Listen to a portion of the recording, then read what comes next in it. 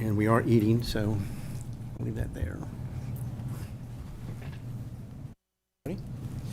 Good evening, everybody. I would like to call our special meeting to order.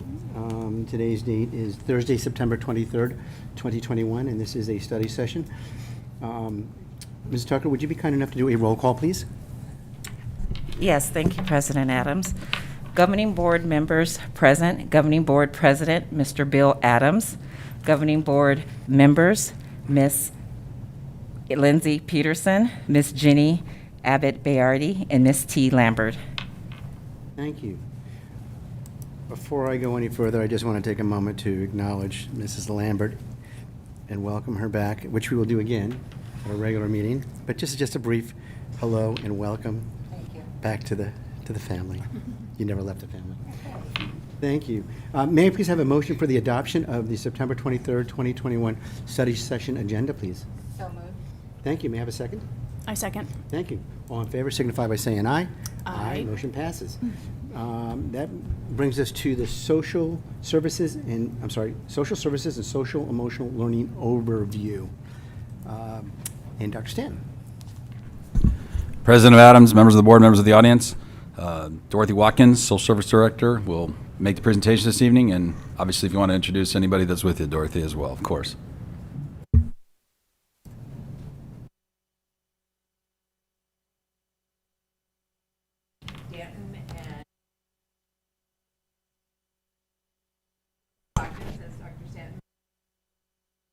And I will be introducing, I'm going to introduce now Donna Denial. She's our lead social worker, and she's going to be here for any questions that you might have, and I will give credit where credit is due. She assisted in this presentation very much so. She's a vital part of the department. So I want to thank you all for giving us the opportunity this evening to provide you with an overview of the Social Services Department, our mission, and the services that we provide to the WSD community. I'd also like to thank you for your continued support of social services in WESD. Shannon, go ahead. This is just a quick overview of what we're going to be covering in our presentation, who we are and what we do, including standards and expectations that we have of our social services team, their roles and responsibilities, and we're also going to be looking at some data and the impact of the services that are provided. We are going to be reviewing social and emotional learning in WESD. It's not a new concept, but definitely has come to the forefront with the pandemic, so we're going to give you some information there. And then just talk a little bit about moving forward and how we see the department continue to grow and continue to meet the needs of our community. Shan, thank you. So here you have the mission of the Social Services Department. It aligns with the WESD mission, of course. And I do want to just give you a little bit of history. We have had school social workers in our schools for over 30 years. So that's something that we're very proud of. And we want to just recognize that WSD was one of the first districts to recognize the need to support the whole child and see how the health and well-being of students and family positively impacts learning and academic success, which is so important. As you can see in our mission statement, we want to focus on helping students to achieve educational success by working in partnership with families and our community. Okay, Shannon. This slide gives you a brief overview of the National School Social Work Association practice model. This is a guiding document for the social services team, and the framework is based on 3 key areas, including using evidence-based education, behavior, and mental health services, using promoting a climate conducive to student learning and teaching excellence, and then maximizing our access to school-based and community resources. This is a document that we review with our school social work team regularly and have done a lot of training in regard to this is our foundation. This is what we utilize. Okay, Shannon? A little bit more about who we are. School social workers are trained mental health professionals who provide services related to a person's social, emotional, and life adjustment to school and/or society. They're a link between the home, school, and community and provide direct as well as indirect services to students, families, and school personnel to promote student success or students' academic and social success. The department, the WSD department currently consists of myself as the director, Mrs. Denial as the lead social worker. We have school social workers, as Dr. Stanton has said, in all 32 schools in the district. We do have an administrative specialist and a refugee liaison. And we've had that refugee liaison for many years because of our demographics. Our staff are held to high standards and qualifications. We utilize the National Association of Social Workers Code of Ethics and Standards of Practice that include standards around privacy, confidentiality, ethics, and cultural competence. Social workers, as I mentioned before, participate in direct district provided, let me review here again. So school social workers have a lot of resources that the district provides, including supervision, professional development, and a formal performance evaluation process that we've worked hand in hand with HR to put into effect that relates to their job role. We do that through individual observations, individual supervision, and group supervision within all of our team members.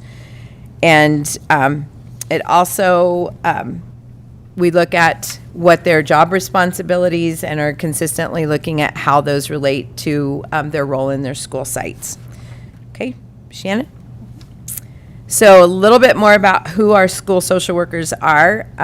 We currently have 39 school social work positions. The majority of those are full-time, but we do have some part-time positions, including Mrs. Denial and myself. Most, as you can see, 37 of those 39 positions are master's level professionals. One of those positions is vacant right now and will be filled with a master's level position. And then we have one position that has been grandfathered in as a bachelor's level person that works in cooperation with the master's level person. It's on a campus with 2 social workers. Of those positions, we have 17 of those professionals that are licensed through the Arizona Board of Behavioral Health, either as a licensed master social worker or licensed clinical social worker, and we have 1 licensed professional counselor. Also, ADE has, in the last few years, provided certification as a school social worker. We currently have 22 of our staff certified through the Department of Ed, and we do have a goal of having everybody certified ideally within the next year or so. So everyone is being prompted to complete that. There's a variety of backgrounds that we have within our team, including people coming from the Department of Child Safety, community behavioral health practitioners, law enforcement. We have people that are trained as trauma specialists and EMDR and some of the other behavioral health models, such as cognitive behavioral therapy and dialectical behavioral therapy. So next slide, Shannon. Our organizational chart, as you can see here, obviously follows along with the district organizational chart with the governing board, superintendent, the assistant superintendents. The social services team falls under Mrs. Mora in academic services, but we work very closely with Dr. Bailey and the administrators. And then you see Donna's position, the lead social worker. The school social workers are currently supervised by myself and the site administrators. So the evaluation that I mentioned to you earlier, we have 2 levels of that, a Part A and a Part B.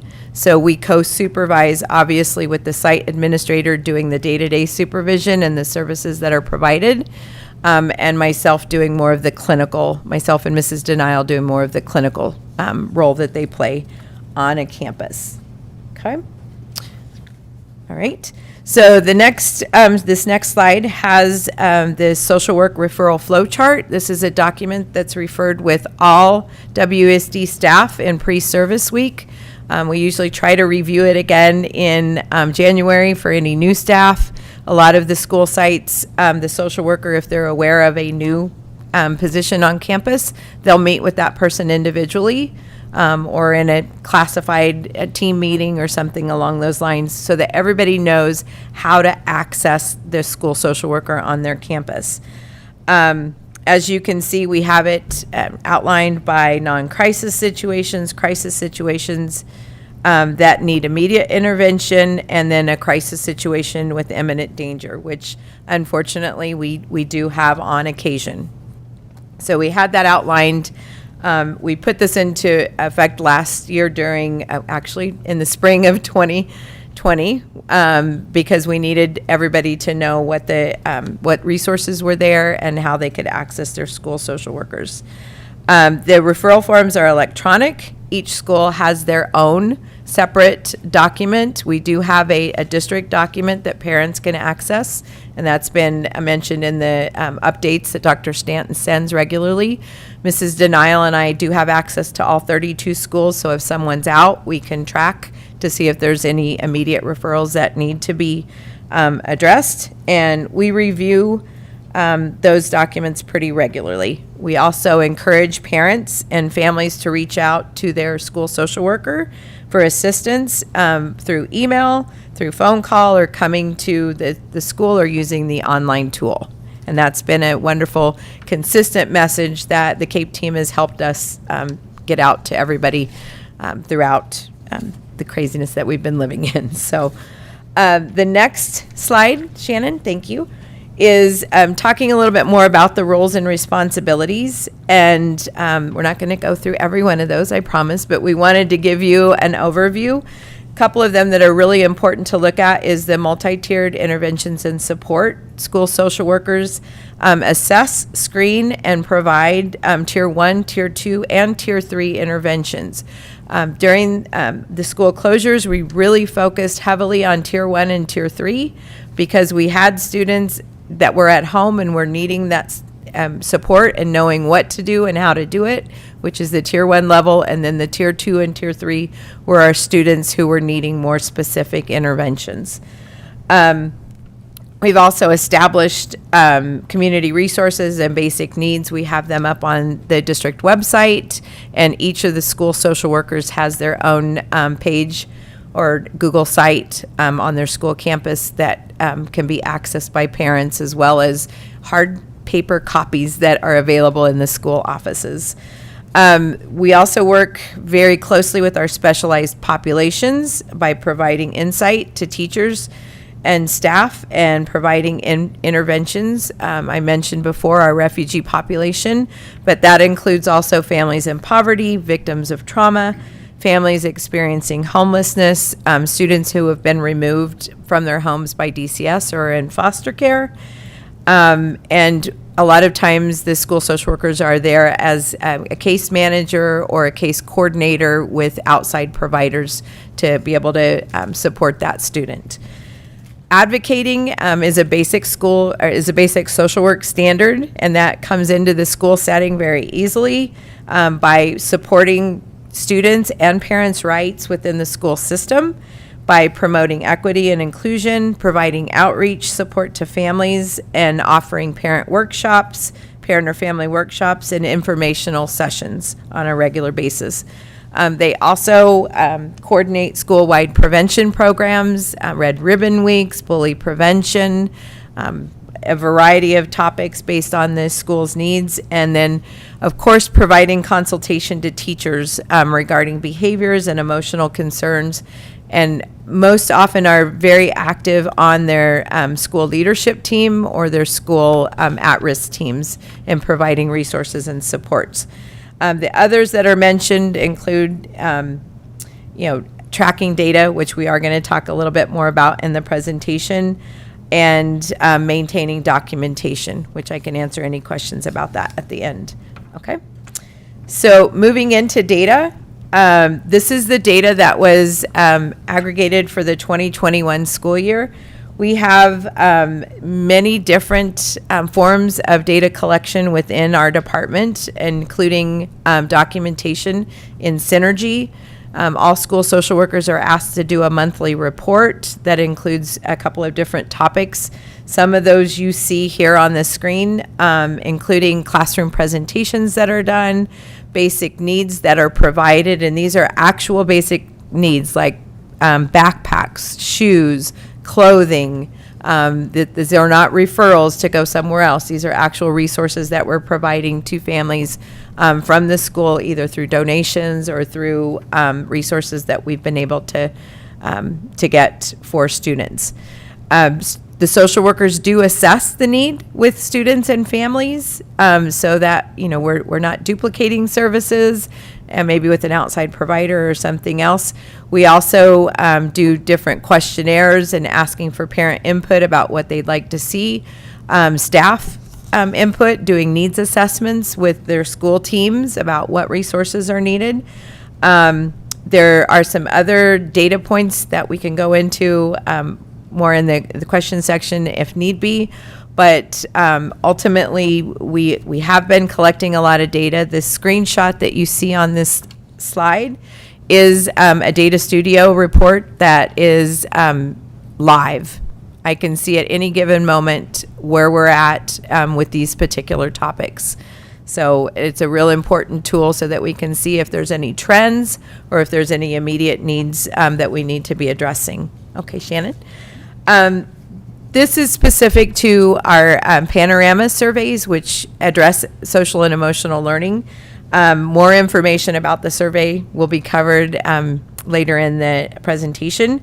But this is additional data that's specific to social and emotional learning. We did our first administration of this survey last spring, and there were over 9,000 students, and this was done electronically, so who responded, and we had a lot of students still at home, so it was hard to be able to corral them. All 33 schools, and the 33rd is the New Beginnings Academy, participated, and there were 6 topics that, again, I'll go over a little bit more further in the presentation. So that's another avenue of data collection that we have. Social and emotional learning. This is the definition. The Department of Education and Washington Elementary School District utilizes the CASEL definition. CASEL, it stands for the Collaborative for Academic, Social, and Emotional Learning. They are a key organization that many school districts and the world utilize as a resource for implementing social and emotional learning and doing it with fidelity. So in the definition, you see basically that SEL is the process of gaining and using the set of knowledge and skills that helps a person regulate their emotions, understand and get along with others, and make positive life choices, which are very important skills that we want all of our students to be aware of, and partnership with their parents or families also. We do have a district committee that was established in the 1920 school year that was pre-COVID, although barely pre-COVID, and we had to definitely jump into some things after. That committee consists of school social workers, teachers, parents, administrators, our special representatives from special services, and I facilitate that committee, and Lori, Mrs. Mora, is also a part of that committee, as was Dr. Bailey for a little bit initially. So we've had input from a lot of different people, including classified and certified staff in the school, about getting SEL out to our students and staff. But it's important to note that the process of learning the skills around SEL include understanding and managing emotions, setting and having positive goals, feeling and showing empathy for others, establishing and maintaining positive relationships, and making responsible decisions. And now more than ever, we need to make sure that we are addressing those key issues with our students and our staff. Some things, as I mentioned, that we're doing to support SEL right now is the district committee has been very busy, and initially the goal was to look at developing a vision and mission statement around SEL so that we all had a common theme, which I will be showing you here in just a minute. But then also looking at different curriculums that could be utilized. Then COVID happened, and our focus had to be centered on meeting the needs of our students, staff, and families. So we kind of went off course a little bit, but we're getting back to that. And what came out of the COVID year was some excellent resources that we've been able to put out to staff, and not as much to families as we'd like, but that's definitely a focus for us this school year. And being able to have that vision and mission statement and a plan moving forward. Okay, Shannon? So that takes us right into the next slide, which is the vision statement. And you can see that it does align with our district crossroad map, our district roadmap, excuse me, the CASEL framework, and the Arizona Department of Education competencies to implement SEL statewide. Within the vision statement, we're committed to developing individuals who are kind, responsible, healthy, empathetic, and resilient, as well as actively promoting social and emotional learning via instruction and practice. To be able to promote the consistency, this year we have implemented a monthly topic, a CASEL competency that every school is focusing on. We're providing related resources, activities, and lessons that are shared with staff and provide the opportunity to address any SEL, specific SEL implementation questions. So we are available to answer questions and to help support staff as they're doing that. The learning plan itself, and Shannon, is this came directly from the committee, and was reviewed and approved with administrators and other key people. But we're encouraging schools to create a visible SEL culture school-wide, to designate SEL instruction time, and that can be integrated into academics, no problem there. And to integrate those practices throughout the school day, provide students with ample time and opportunities to practice their SEL skills out on the playground, in the lunchroom, walking into the school. We had to practice a lot when we were all doing temperature checks at the beginning of the COVID piece. So lots of opportunities for practice. We do encourage them to be incorporated into academics, utilizing community meetups, welcoming and inclusion activities, student engagement strategies, and optimistic closures, which are a part of the CASEL signature practices. And we've done a lot of training with staff on that as well. The other, and I mentioned this before, was this year extending some of those resources and information out to parents. That's a pivotal piece that we know that we're continuing to work on. We have provided some information, but it's a focus that we definitely want to delve a little bit more into by providing more specific information to parents for at-home opportunities. Lastly, an important component of the plan is to assess the effectiveness and monitor progress. As I mentioned and showed you earlier, we're utilizing the Panorama surveys to assist with that. Panorama is a national organization that has comparison data nationally to districts that are of similar size and demographics. And it also allows the schools to look at their individual as well as district data. And we have shared that out a couple of times already with administrators, and I know the administrators utilized that information in pre-service week with their staff. Okay, Shannon. Again, these are the CASEL 5 core competencies. Hopefully you may be familiar with some of them, but they include self-awareness, social awareness, relationship skills, self-management, and responsible decision-making. And the committee worked, and we are covering a core competency each month. And this is just a breakdown. It also gives you a little bit of an overview of what's included in each of those competencies. Okay. So going back a little bit more to the Panorama data, we wanted to make sure that you had a little bit of that information.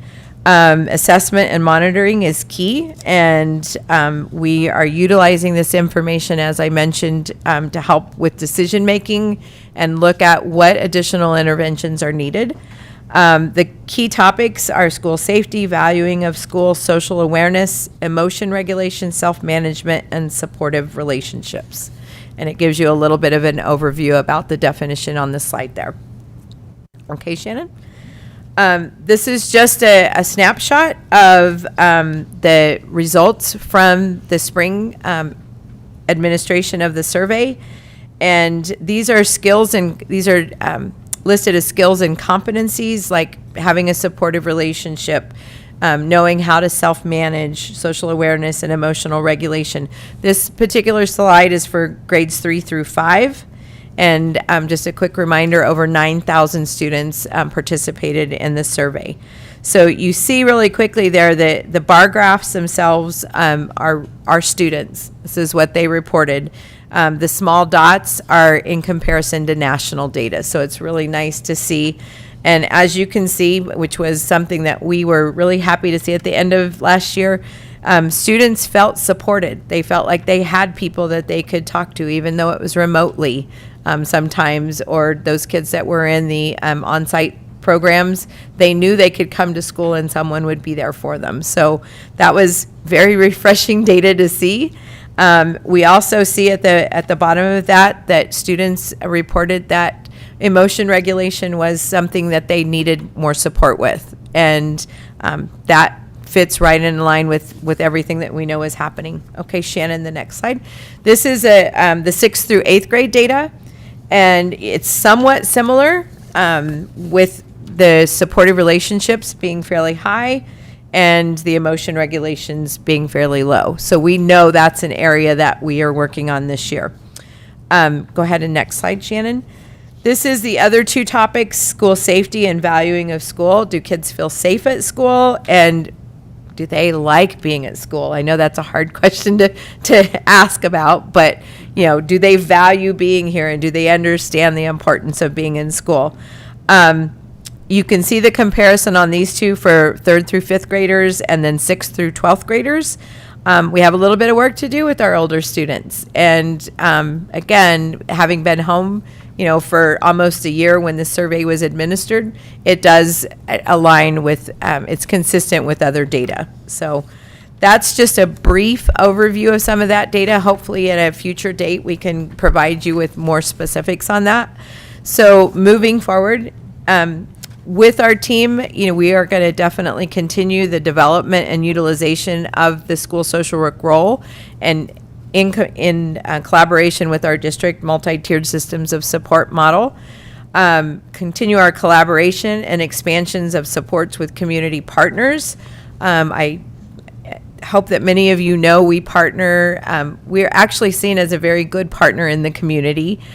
We have partnerships with Touchstone Behavioral Health, Southwest Behavioral Health, Resilient Health. Several of the colleges and universities do work with us, and many more. I won't bore you with the list, but many more.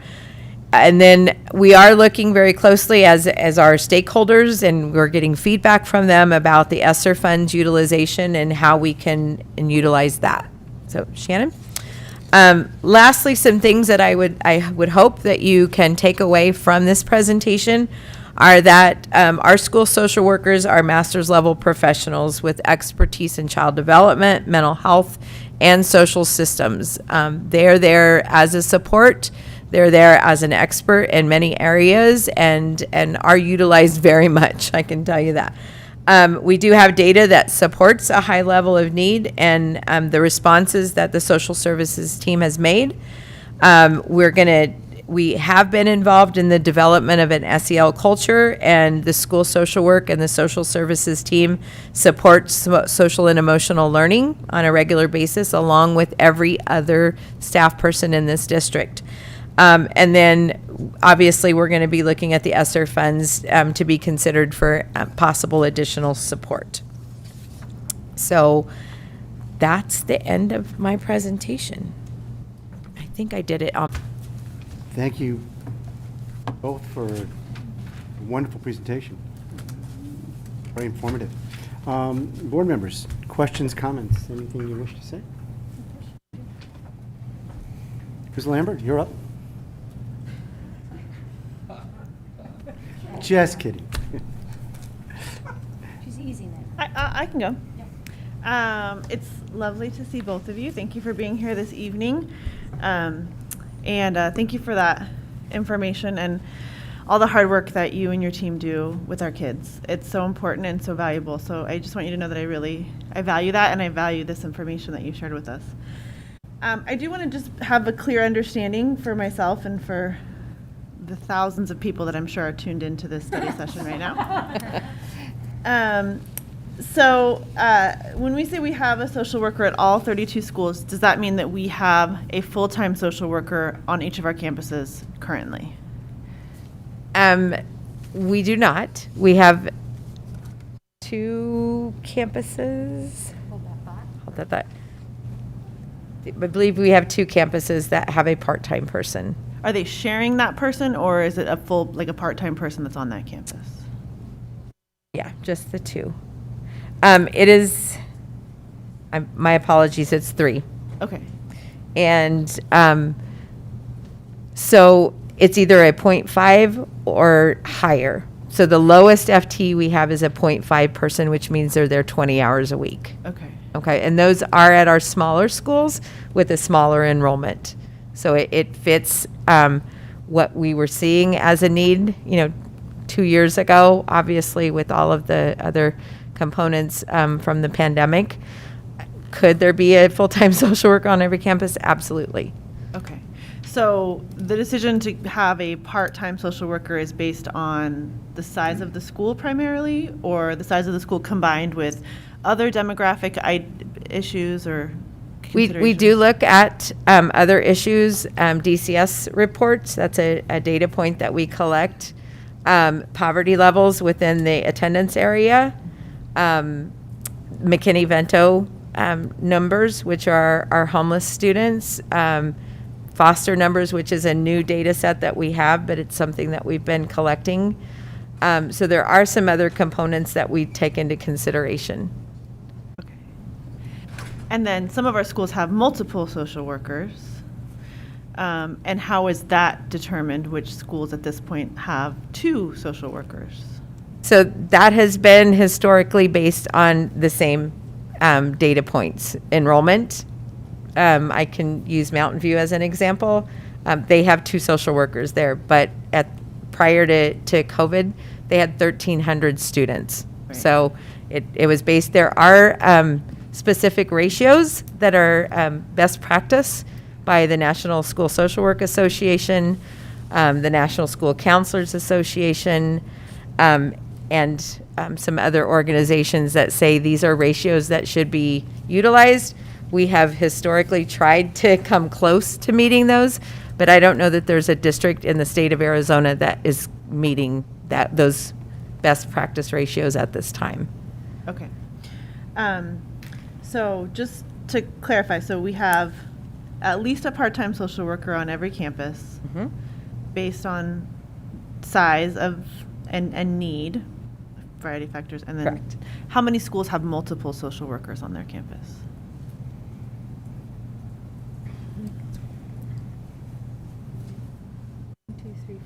We have 4. And I will expand a little bit. And 2 of those schools currently have 2 as a part of the school safety grant. And one of those is Alta Vista, which has a very high refugee population. So in the grant writing, we wrote for that additional position to help support our refugee population. And then Orangewood is the other school safety grant position. And that was an enrollment component and a need. The area had seen some changes, and there was more of a need there. So that position was written in the grant for that purpose. And those school safety grant positions are, refresh my memory, are they 2-year? They're through 2024. Okay, and at that point, we could reapply for the grant if it still exists or whatever, but we don't. Correct. So those aren't necessarily they're not guaranteed positions.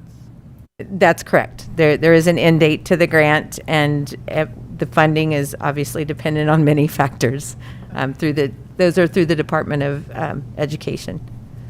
Thank you. I really do want a clear picture of, because I know what I see on my own children's campuses, and I understand that. And so I'm not trying to, catch where everything is. I really do want to just understand what we're dealing with. I did have another question. So I appreciate all this data, and I appreciate everything that you have shared with us about what our social workers do in our schools. And just specifically, let me see, which slide do I want to reference? I don't know. I guess just the slide where you talk about some of the different things that our social workers are doing. I think sometimes when we have a presentation like this, not just in this setting, but in lots of different settings, we tend to say, here's all the great things that we're doing, but everything gets thrown in there, right? We did however many lessons that you taught. Here it is, it's slide 10. We had this many hotline calls, we had this much group counseling. That's awesome, that data is great.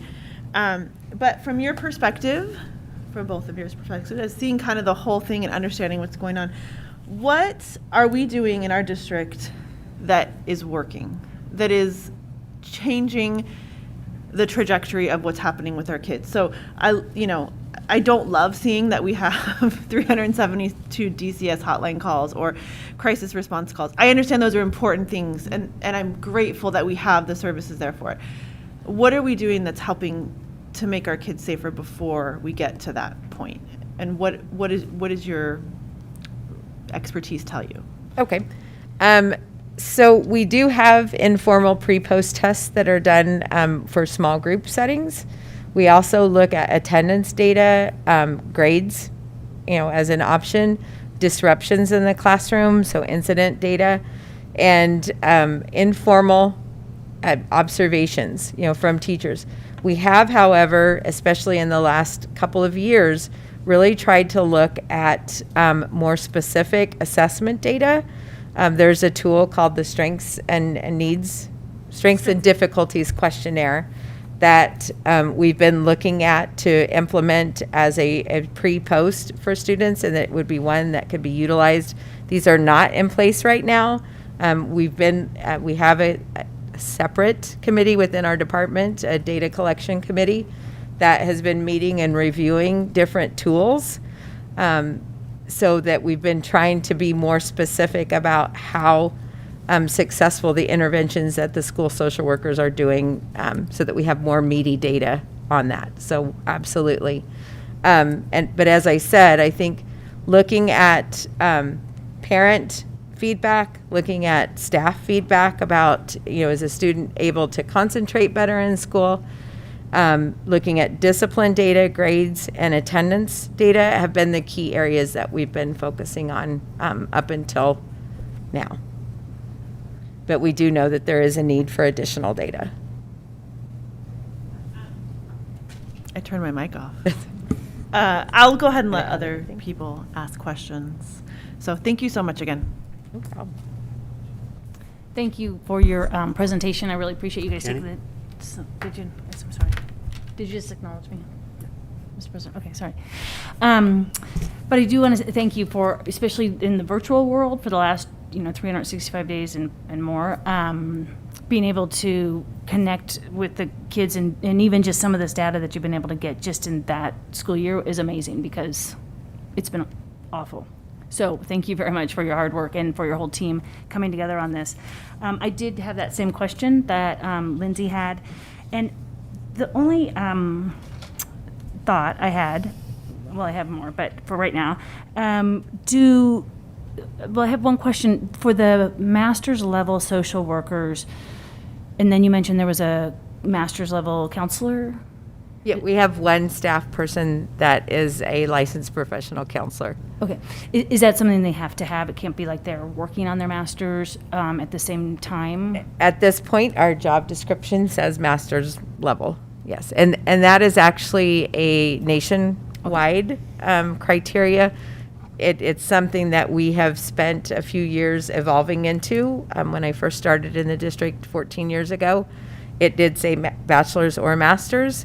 So we came to the conclusion about 5 years ago that we really needed to have master's level people based on the need here in our district. So we revised that schedule, or that job description, and it now does say master's level. Okay, thank you. Is it hard to find enough social workers with the master's level is it difficult to fill the spots when they're open? It hadn't been until COVID. I think it's an area, and I also serve as a field instructor with the ASU School of Social Work, and we have student interns. We have social work interns in the district throughout the several schools, and we do historically, if we train them for a year and we have an opening, it makes sense to bring them right in. We have a very good reputation with the ASU School of Social Work. NAU has also started a new social work program, as well as Grand Canyon. So we work collaboratively with them to try and find candidates from the outside world who may have a little bit more experience. It has become more difficult. Occasionally you have somebody moving in from another state, and we try really hard to make sure that we interview them quickly. So I think what my follow-up question is, or comment is, for the .5 positions, is there a way then to kind of think outside the box and we go back to bachelor's/master's level, since we're kind of in a shortage right now, and or do a counselor as the other .5 to have somebody on campus all the time? I guess my fear, and I don't know if this is really true or not, but is that if there's a crisis on a Tuesday afternoon and that .5 is there only, Monday, all day Wednesday, and so forth, it's what do they do with the crisis? But even more importantly than that, because you can always pick up a phone and call somebody, but more importantly than that is developing those relationships with kids. It's sort of like SRO officers, right? So if they're on campus, kids are seeing them, same with social worker, if they're seeing them, that then they feel, I'm going to guess, a little more comfortable about reaching out, and if the staff sees the social worker or the / counselor as well. So I don't know if there's a way to do something like that, to also take the burden off. So I would say of our current positions where we don't have a full-time person, we have at least several of them that are looking for full-time positions. We just have not had the funding to be able to do that. Oh, so okay? it's a funding So issue right they now, would okay. go into a full-time position. The ones that like working part-time, that is something that we've considered job sharing, so that you have a full-time person and we would work the schedule out to meet that. So, and I do want to just add, and you did hit it, a very good point. Donna and I are available at any time on every campus, and all administrators know that. Yes, it is more difficult when you're meeting with a student. I can give you an example. Yesterday morning, I was called to a school site where we have somebody out, and it was an emergent issue that needed to be addressed. So I utilized staff on the campus to help me by bringing the student to me and introducing me to that student. So, we try to make sure that those kids know, and Donna and I are on campuses very regularly. So if we're with a student, and sometimes we sit in on groups and presentations, we're always introduced, and they know that we could be on a campus at any given time. So is it perfect? No. But I do feel that right now, if there is a need on a campus, that we are meeting those needs as best as we can. So I would just like to find more money for you, that's all I'm saying. no, we would Appreciate enjoy that. that as well. Thank you. Thank you. Before we go any further, Ms. Tucker, would you please recognize, or for the record, that Ms. Whaley has joined us. She had a previous engagement at 10 after 6. Thank you. Yes, I did. Thank you. Appreciate it. Board members? Ms. Lambert? Love the presentation. I always think of the work that you do is just another important leg of a 3-leg stool in education. You're kind of the silent soldiers that work with our students to help bring some calmness to situations. What I was wondering is, with the work that is identified, you see a student that needs to have either resources or some services that you provide, do parents have to approve of that? Or are you allowed to serve without parental? Go ahead, Donna. Sure. Well, of course, we assess every situation that comes up. So if there's a safety concern, we act quickly on that, and then we, get the parents involved and incorporated to solve that problem as soon as we can. Depending on what the issue is, if it's something for a community resource or a basic need, or maybe the student's just having a bad day, we can provide an intervention and then make contact with the parent. We always encourage our social workers to make that call so that the parents know that the student met with that social worker that day and what the outcome was. Of course, we want to observe confidentiality, so we don't necessarily share all details, but the other thing you had mentioned, though, was about, we call it informed consent. If we are going to work with a student on an ongoing basis, then we would have the parent, we have an official form that we use that we would get the parent and guardian to sign, indicating that they're okay with us having those contacts, and at any time they can remove that privilege. And I guess what my concern is that so many of our students are traumatized by the situation that we're living in. Is are parents willing to allow their children to get help? Because if we're in a situation where they say no, then that kind of puts a halt to some issues. Yeah, you're correct. I would definitely, luckily, we have found that most families and in the community do want the resources that we have to offer and more. So then we could offer what we have as well as some community resources. However, on those instances, if there is a situation, then we try to address the situation another way. Maybe they're more comfortable with using an agency outside of the school.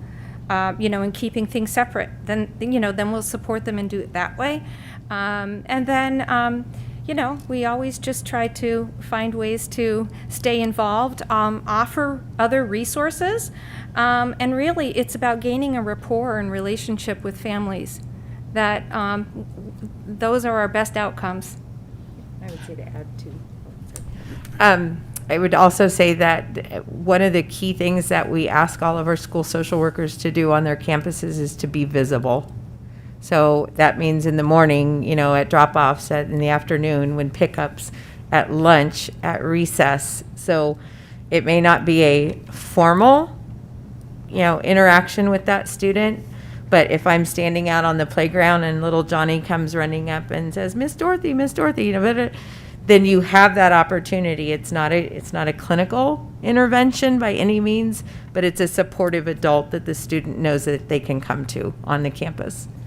I was really appreciative to see that you've got class presentations going on, because I think the subject is so important in learning life skills of how to handle yourself. Some of the data you showed was really age group appropriate in their answers, whether they liked to being at school or not, whether they had self-management or not.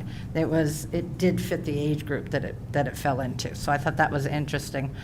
And I like it being part of the class presentation and to have that integration, so SEL is really inbred through the whole school day and what they're doing. I think the number that makes me the saddest is the suicide assessments. That just breaks my heart.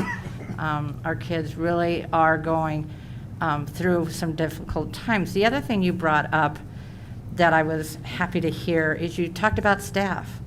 Because when you understand our families are going through this, our staff are living in the same world and they're going through this. So to be able to have those supports in place for not just our students, but for our staff, I think is really important, and I'm glad to see that is done. I did appreciate the data and the numbers that you had going on in doing this presentation. And I know we've got more challenges when we have more refugees that are going to be coming into our school system with the Afghanistans that are coming. So that's going to be another stressor on the system. The only thing I ask of you to be aware of as you're looking into this is you mentioned a couple of times of using ESSER dollars to implement. That's a 3-year window. So if you're utilizing it because it's nice, we need the money, how do we support that beyond the 3rd year? I hate to see things get started and then the money disappears and we, okay, now what? So just please keep that in mind as you continue to grow your program. And probably a better word that I should have used was expand on some different things that we have in place that that we have had ideas for, and that we definitely, the sustainability piece is something that we take into consideration, and how do we maintain? Absolutely. It's always the hard part when you fund things with grants, is that what happens after the grant is over. And ESSER is very alluring because it's got big numbers and it's got a broad scope, but it's not forever. And then I just want to say kudos, Dorothy, because out in the field, from being at the department and being in another school district, you are very well respected in the state.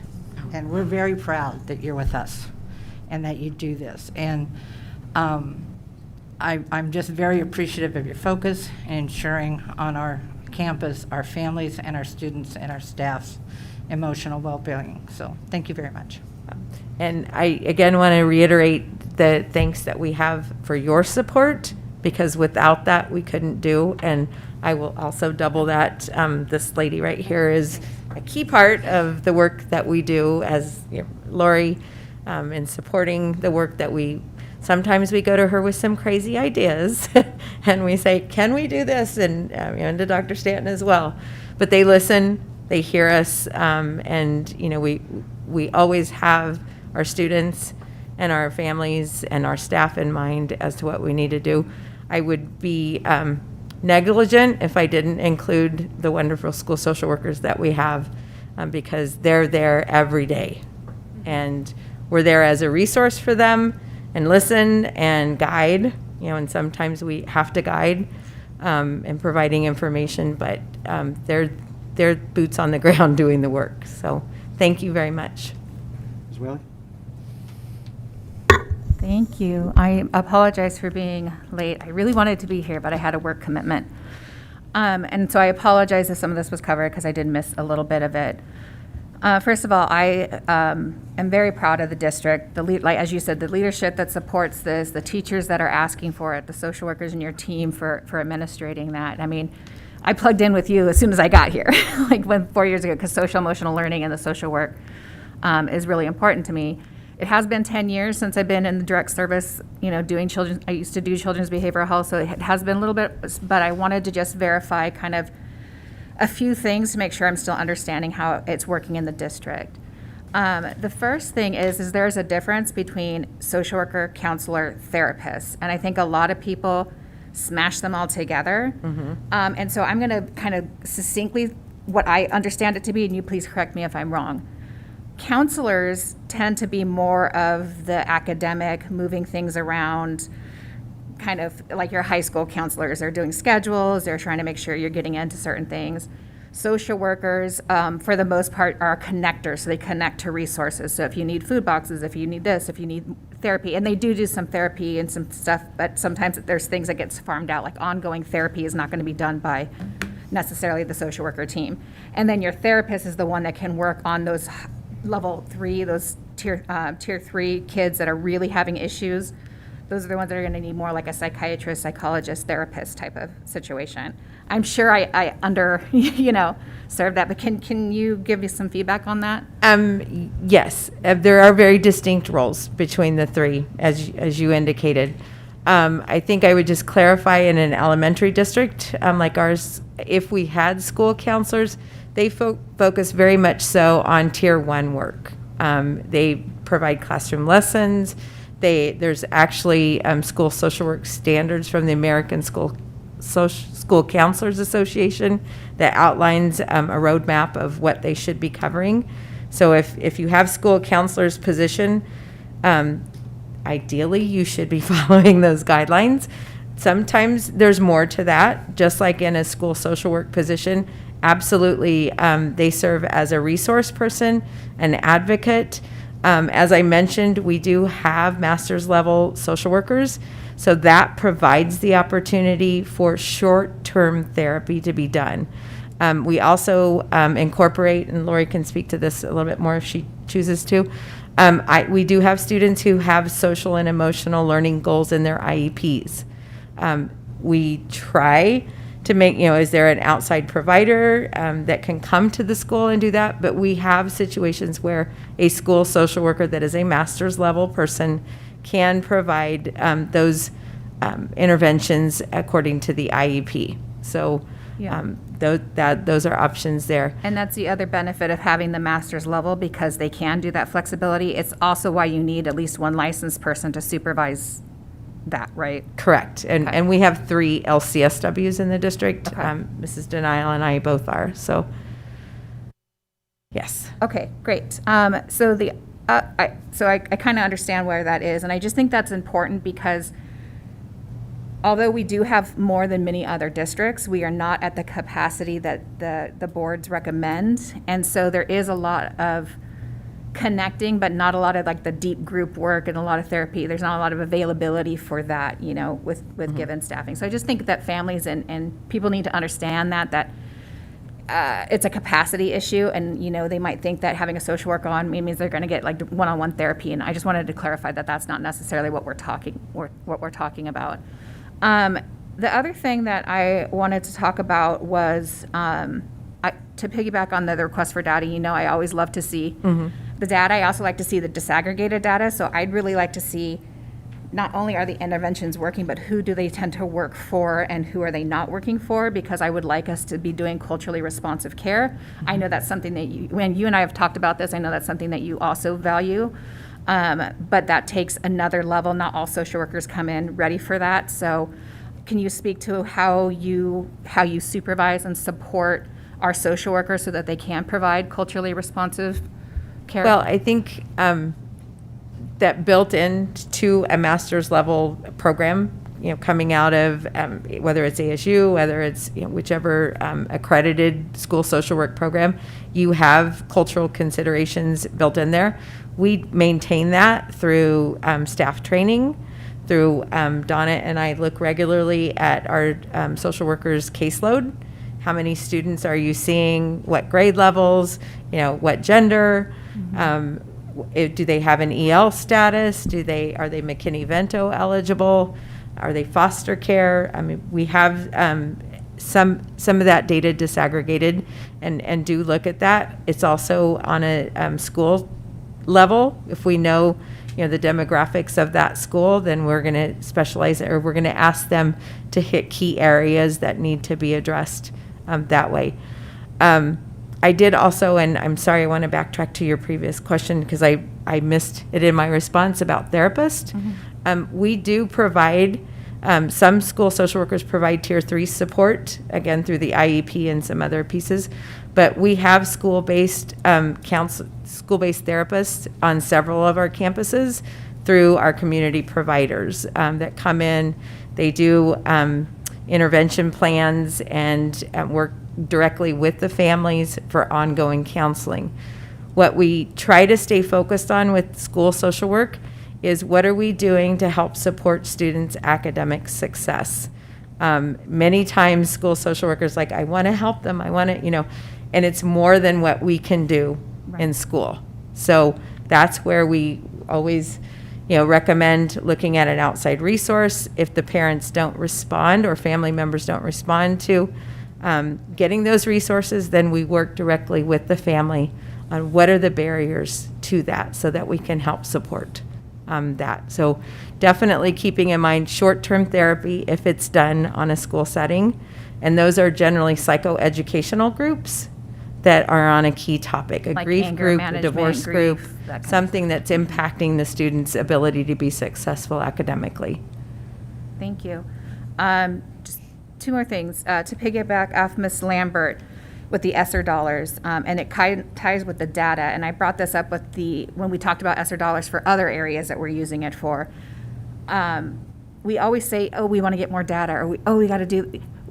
I really, really feel like we have to say, okay, if we have this tier 1 intervention and we're doing this, why? Why are we doing it? What do we hope to see? When are we going to assess whether or not it worked or not? And then how are we going to adjust? Because those ESSER dollars are only there for a few years, it's our opportunity to show what we can do with those funds, because that's going to then turn around. And if we can demonstrate how we use those funds, it'll not only help us advocate for social work funding at the state level, but it'll also help us in our grants, where we're going to be more competitive because we can show the data that we're using it effectively. So as much as possible, I would love to see, on campuses, if they have a tier 1, like, I don't need to see everybody's individual plan, but I'd love to know how, if they're, how they're tracking, like, okay, we're going to do this tier 1 for this entire campus. How did that work? How did that work? Did it not work? And I'd like to see us be better at collecting that kind of data, because I think it's going to become very necessary if we hope to ever improve the funding that we're going to get for these types of services. And I don't know where we're at with that. I know you had just talked about you want to do that, so I don't know if you want to speak to that at all.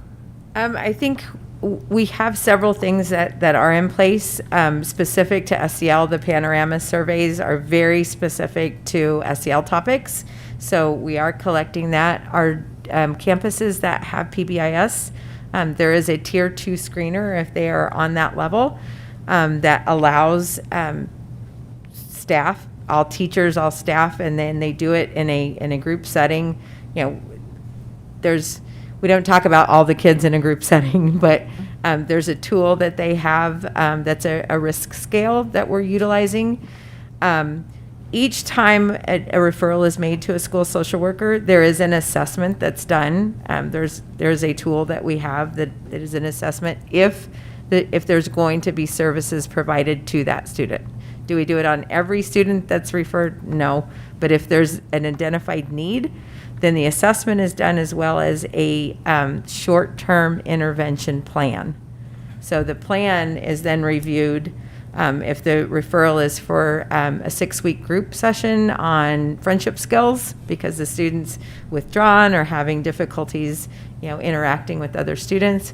Then we're going to use some of the pre-post tests that are either a part of a curriculum that's being used, or what we haven't been great at doing is aggregating that data. It is being done on many of the campuses, but getting an aggregation district-wide of that data is where we need to improve.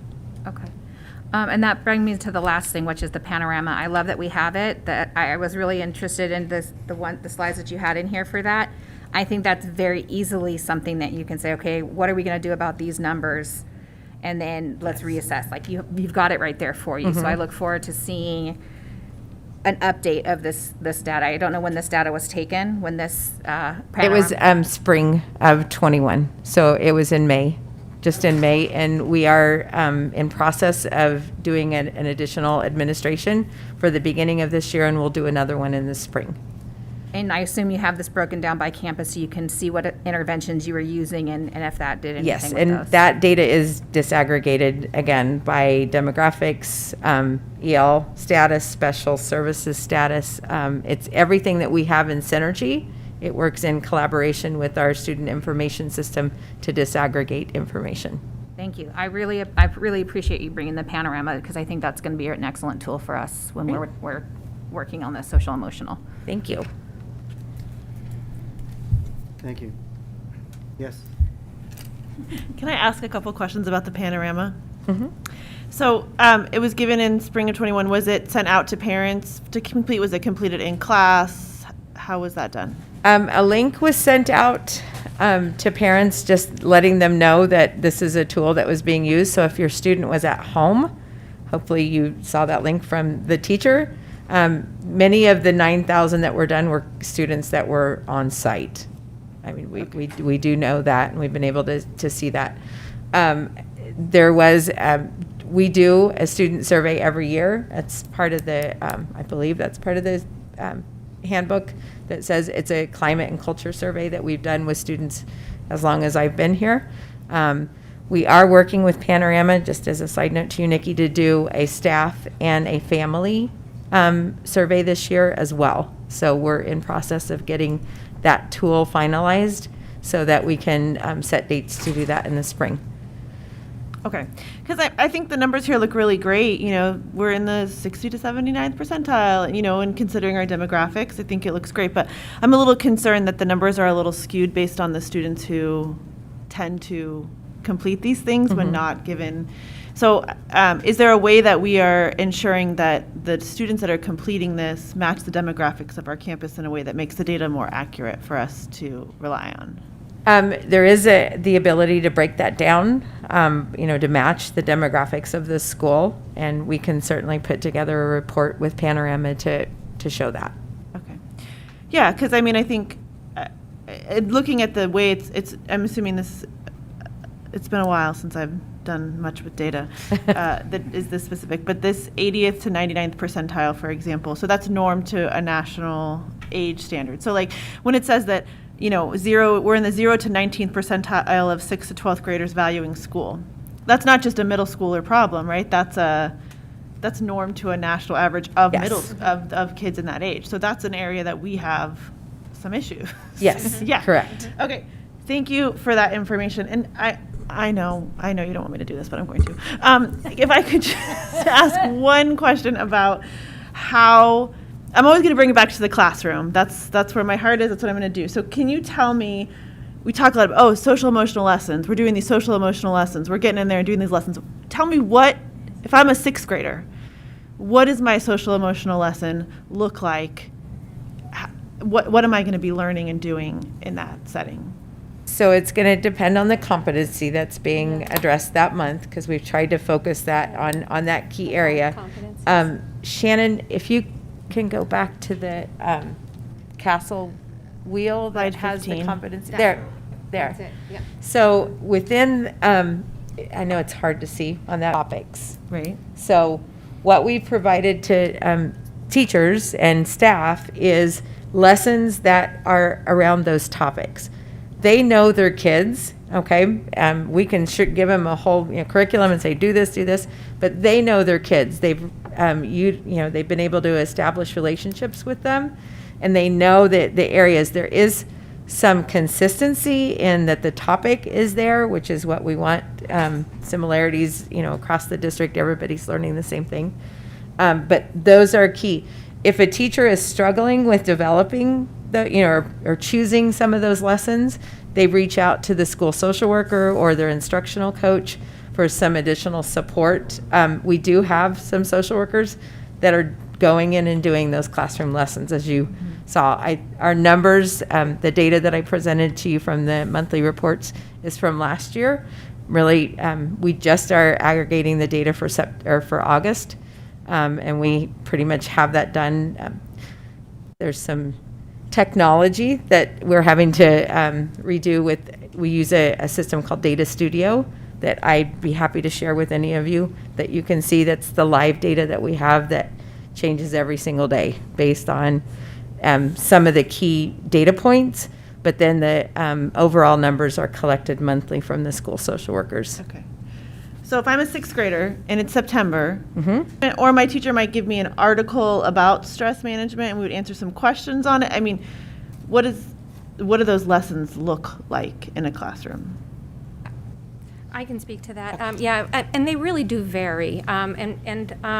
Again, we are asking that SEL be integrated into the school day. So we're not necessarily asking for a 30-minute lesson, but of course they can do those. And Harmony and some of the other curriculum have those, and they go from for example, you were talking about self-management skills for September. They could pick any one of those and say they wanted to do something on impulse control. It could be a simple listening activity where I'm going to give you 3 things, but you need to stop and listen to all 3 before you go to do the first one. And that, and they vary based on the time. We have a lot of little video clips that a teacher might show for like 30 seconds, and it would be enough for them to spark a conversation or have a topic discussion about something. Goal setting, especially with the older students. That's really an activity that they could use where it could be expanded upon. Okay, so when we talk about goal setting, what's the first thing we should do? We should first figure out, what do we want to work on, right? And then from there, we have to have some realistic expectations, right? And then we have to develop that SMART goal to go with it. So teaching the students what those steps are. Okay. So. No, thank you. That helps a lot. And then, and maybe this is not a question for you, but for a question for Ms. Moore for later, but how then is that being integrated in the curriculum that we're building that our teachers are rolling out, that we've been doing such an amazing job rolling out? So are there social workers at those meetings to talk about, hey, the kids, need to be working on these skills and the optimistic closure and all those things? Thank you, President Adams, Mrs. Peterson. On that committee, we actually have teacher representation, and so we've had those discussions about how do we make this a part of what we're doing. And so as we continue building those lessons, I know when we were doing the lessons for the virtual learning, that was very much discussed. I mean, those were built in there. We put some of those skills and strategies to reinforce. And as we've transitioned back into the classroom, the social workers have been very key on each of those campuses to really talk about what does this look like during the intervention piece. How can we build this into the classroom setting? And so it's very much, integrated into there. And you heard Dorothy say it a couple of times. Our goal in supporting our students' social emotional health is to help them be academically stronger. And so continuing to work with our teachers on just having a clear understanding of these CASEL competencies. And then as we look at our curriculum, making sure that we're building that in there for our teachers as they move forward to understand how it can be integrated into the lessons. Thank you. Can I just add one more thing? We also have our SEL teacher leaders on campuses, and they are so helpful when we're in a staff meeting or doing a presentation. We ask for them to give input as far as what works for you, how are you doing this, what suggestions can you offer, what can you share with your colleagues, and that's really been helpful too. Thank you. I just want to say about the ESSER dollars too. I keep using this analogy that the house was on fire and we got everybody out and we're trying to get everybody back in, and rebuilding our house is expensive. So I know the ESSER dollars are temporary, but there's a lot that needs to be done. There's so much work that needs to be done for our students in lots of areas, and social emotionally is a huge area. And so I like Jenny, just want to give you all the money to get all the social workers and all the work. So thank you so much for all that you do. Thank you. I'm going to I'll keep mine short and just let you know that it's amazing what you're doing. I did contract work for a company called Value Options a number of years ago. And they had, It's like, it was a number of years ago. Yes, it was. But it allowed me to see what social workers do, because I would go to all their sites and I would see those files on their desks. And, God bless them all and everything that you guys do. I had an opportunity, like I said, to see what you all do for a living. What you do for our campuses under the economic situations, under the COVID situations, our children and our staff, because I know it's been mentioned by our board members that you also touch, wrong terminology, but you also embrace our staff also. So we know that you're there for them too. I very much appreciate the comments that have been made by my fellow board members in acknowledging everything that you do. There's nothing more for me to add other than to say thank you and how much we love everything that you're doing for us. Beautiful presentation. You engaged us, and that's the golden rule. So thank you for taking the time that you have to present to us. It was very, very much appreciated. Please, on our behalf, I hope that the team is listening and they know how we feel as a board towards you all. So thank you very much. thank you. Okay. With that, may we go ahead and take a break, everybody, before our next one? So do I call for adjournment on this? Yes, a recess. A recess. Thank you so much. So we're in recess. Thank you, guys. Great job.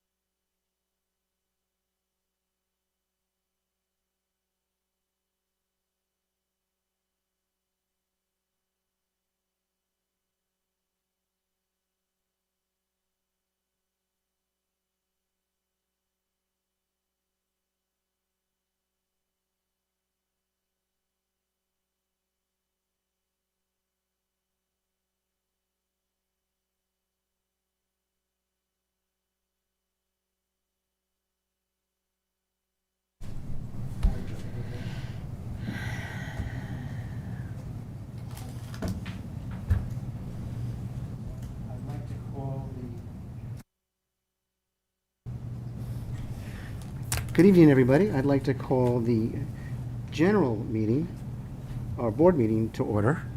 It is currently 7 o'clock, and it is Thursday, September 23rd, 2021. And may I get a roll call, please? Mr. Thank you, President Adams. Governing Board members present, Governing Board President, Mr. Bill Adams, Governing Board Vice President, Ms. Nikki Whaley, Governing Board members, Ms. Jenny Abbott Bayardi, Ms. Lindsay Peterson, and Ms. T. Lambert. Thank you. And before I go any further, now that I have everybody here, we want to take a moment to welcome Mrs. T. Lambert back to our board and say thank you for doing this. Thank you. And let's go ahead and do a moment of silence, because I think Mrs. Lambert's probably going to need it.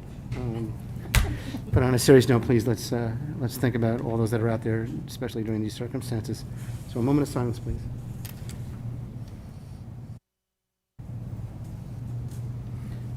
Thank you. Would you please stand for the pledge?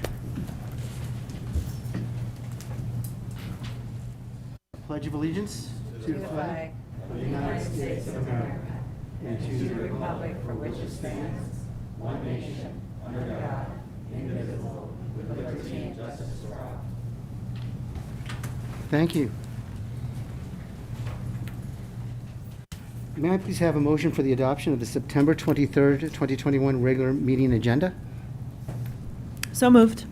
Thank you. May I have a second? I'll second. Thank you. All those in favor signify by saying aye. Aye. Thank you so much. May I have a motion for the approval of the September 9th, 2021 regular meeting minutes? So moved. Thank you. May I have a second? Second. Thank you. All those in favor signify by saying aye. Aye. Motion passes. I abstain, Why? because I wasn't Oh, here. So with that, may we have current events and acknowledgements? Governing Board first. Go down the 1-0. All right. I wanted to welcome Ms. Lambert to the board, as we did, so I'm excited to serve with you and to get to know you better. I wanted to say that I had the opportunity to go to the Diamondbacks game on Monday night, which completely disrupted my whole week brain, with Chaparral, as they accepted an award there to help with their small reading groups. And so just a great event for the community and for the Chaparral community to have that time. So thanks to Principal Kara McDivitt and the whole staff that was there. My kids love seeing their teachers out in the community. It's so fun for them. So just a great event for the community. I also wanted to just take a minute and acknowledge and give express my appreciation to the entire WESD community and what we are still in the middle of and going through. I think that when the school year started, as a parent, as a community member, as a teacher, I thought we were just going to have a great year with no bumps and bruises. And it's been painful and it's been hard. It's been really, really hard. And I just wanted kids to school and remembered to put a mask on them most days. I have sent my kids to school without a mask one day, but they just can't remember them. It's one other thing I have to remember.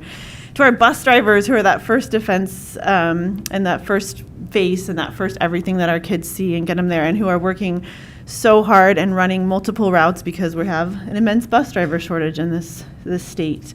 To our food service workers who have sent 5 million meals at home with our kids out, feeding our kids like crazy and providing them with meals that my kids are so excited to eat every day. To our maintenance and custodial who have taken on their already heavy load more, cleaning and keeping our classrooms safe for our students. To our administrators who have suddenly turned into contract tracers and tracking down which kids sat where and with whom and who might have been exposed. To our social workers who always have an important and heavy job, but who in this time are carrying even more of that load for our kids. To our health techs who are underpaid grossly and overworked more now than ever before, keeping our kids safe and well. To the office staff who deals with our parents, who are sometimes hard, usually wonderful, but I'm sure sometimes difficult.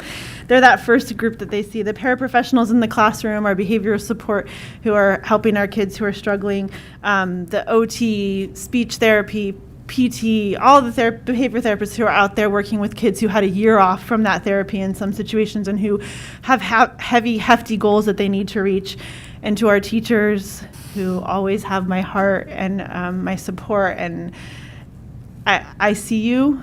I know how hard it is, and I know that you are giving everything you can to our kids, and I just want to say thank you, thank you, thank you. Thank you. Yes, thanks. I will echo everything that Ms. Peterson said. I won't go through the whole list again, but I do know just how difficult everybody's being. I mean, having my daughter in the classroom and saying, kids not being there, or, kids having to stay home, and just how much communication that's been, coming out. I really appreciate being kept in the know as, all of this stuff is happening. I mean, we're almost to the end of the quarter. We're almost to that first kind of bullet point. And, I know that everybody's doing everything that they need to be doing, because at least for this parent, my kid's coming back excited that they're learning, excited to be back. And so I do appreciate all the work that's been out there.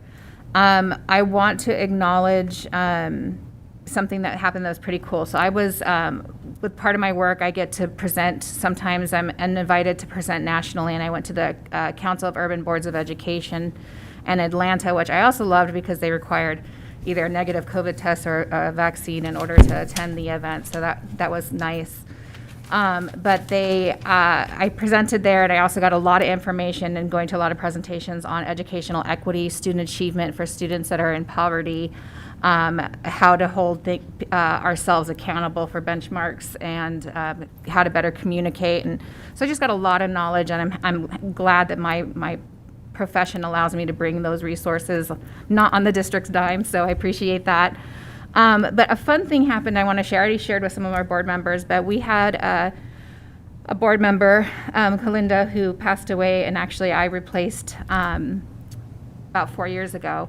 And when I was in Atlanta, I was at this event, and I crossed paths with Anna Abieta, which is a board member in Cartwright, whereas Miss Kalinda used to work, and she was a mentor of her, so much so that they're very close with the family, and she had a tattoo of her name on her arm. And she said, "Oh my gosh, this is my mentor, and you replaced her." And we just had a special moment, and she was so thankful for what we've done here with our art to recognize her. And so I shared that with my fellow board members that knew her. I did not have the pleasure of getting to meet her before she passed, but wanted to share that for the administrators and the folks that knew her. That was a really cool experience to have. So that's all I have. Thank you. Thank you. Jenny? Yes, thank you. Welcome, Ms. Lambert. Thank you. To the seat here. Excellent. Glad you're a part of our team again. And I do echo everything Ms. Peterson said. Luckily, she's the English, so she does it very eloquently. But I thank you very much to all of you for your hard work so far this year. I can't believe it's almost fall break, which means a quarter will be over soon. But also, I was able to go to Lookout today, and I spent some time with Tricia Heller Johnson, and then I met Isaac, her guy, but I met him when he first became, in the spring or summer, the assistant principal. But I had a wonderful time. It was nice to be back on campus again. I didn't want to bombard people in the beginning of the school year, so I'm going to start making my way around. But it was nice to catch up with her. I was not able to meet her last year. And then I also attended, this was so fun, I attended the ASBA Legislative Committee Political Activity, or agenda, thank you, on September 11th. And I had a great time. So thank you for nominating me. Or I said yes. And it was really interesting to see the whole process about how ASBA will go about advocating for public schools there at the legislature this coming session. So I had a wonderful time, and I'll go again. Thank you. Thank you. Ms. Lambert? Thank Okay, you. thank you. So, Oh, excuse me. well, sorry. And welcome back, I can tell. I wanted to echo what Mrs. Peterson said, and then to also be able to give kudos to our district staff that support our teachers in the classroom and the things that they have done. The ability to pivot on a dime as we go through this very turmoil time, and for our teachers that have done their best to meet that need. I know that we had to expand virtual because of parents wanting to go back to virtual in our younger grades, and you had to do some fast action to be able to do that. And I've heard from staff, and I've just watched and what you have done, and I'm always appreciative of everything that you all do at the district level to support our schools and our classroom, because it is why you're here, is to do that, and you do a great job with that. And funny thing is I did get appointed, so I ended up coming back. So it was like a funny thing happened on the way to the forum. You're too young. I do appreciate the chance to be able to be part of the team, and I so respect the governing board and everything that you have done in helping the staff and the administration and move forward and doing what we can do for all of our students in our district. So thank you. Thank you. A couple things for me also, because I had a fun couple weeks too. Got to attend the law conference and to see the passion with our fellow board members. ASBA did a fine job. They did a wonderful job with all the breakouts they had.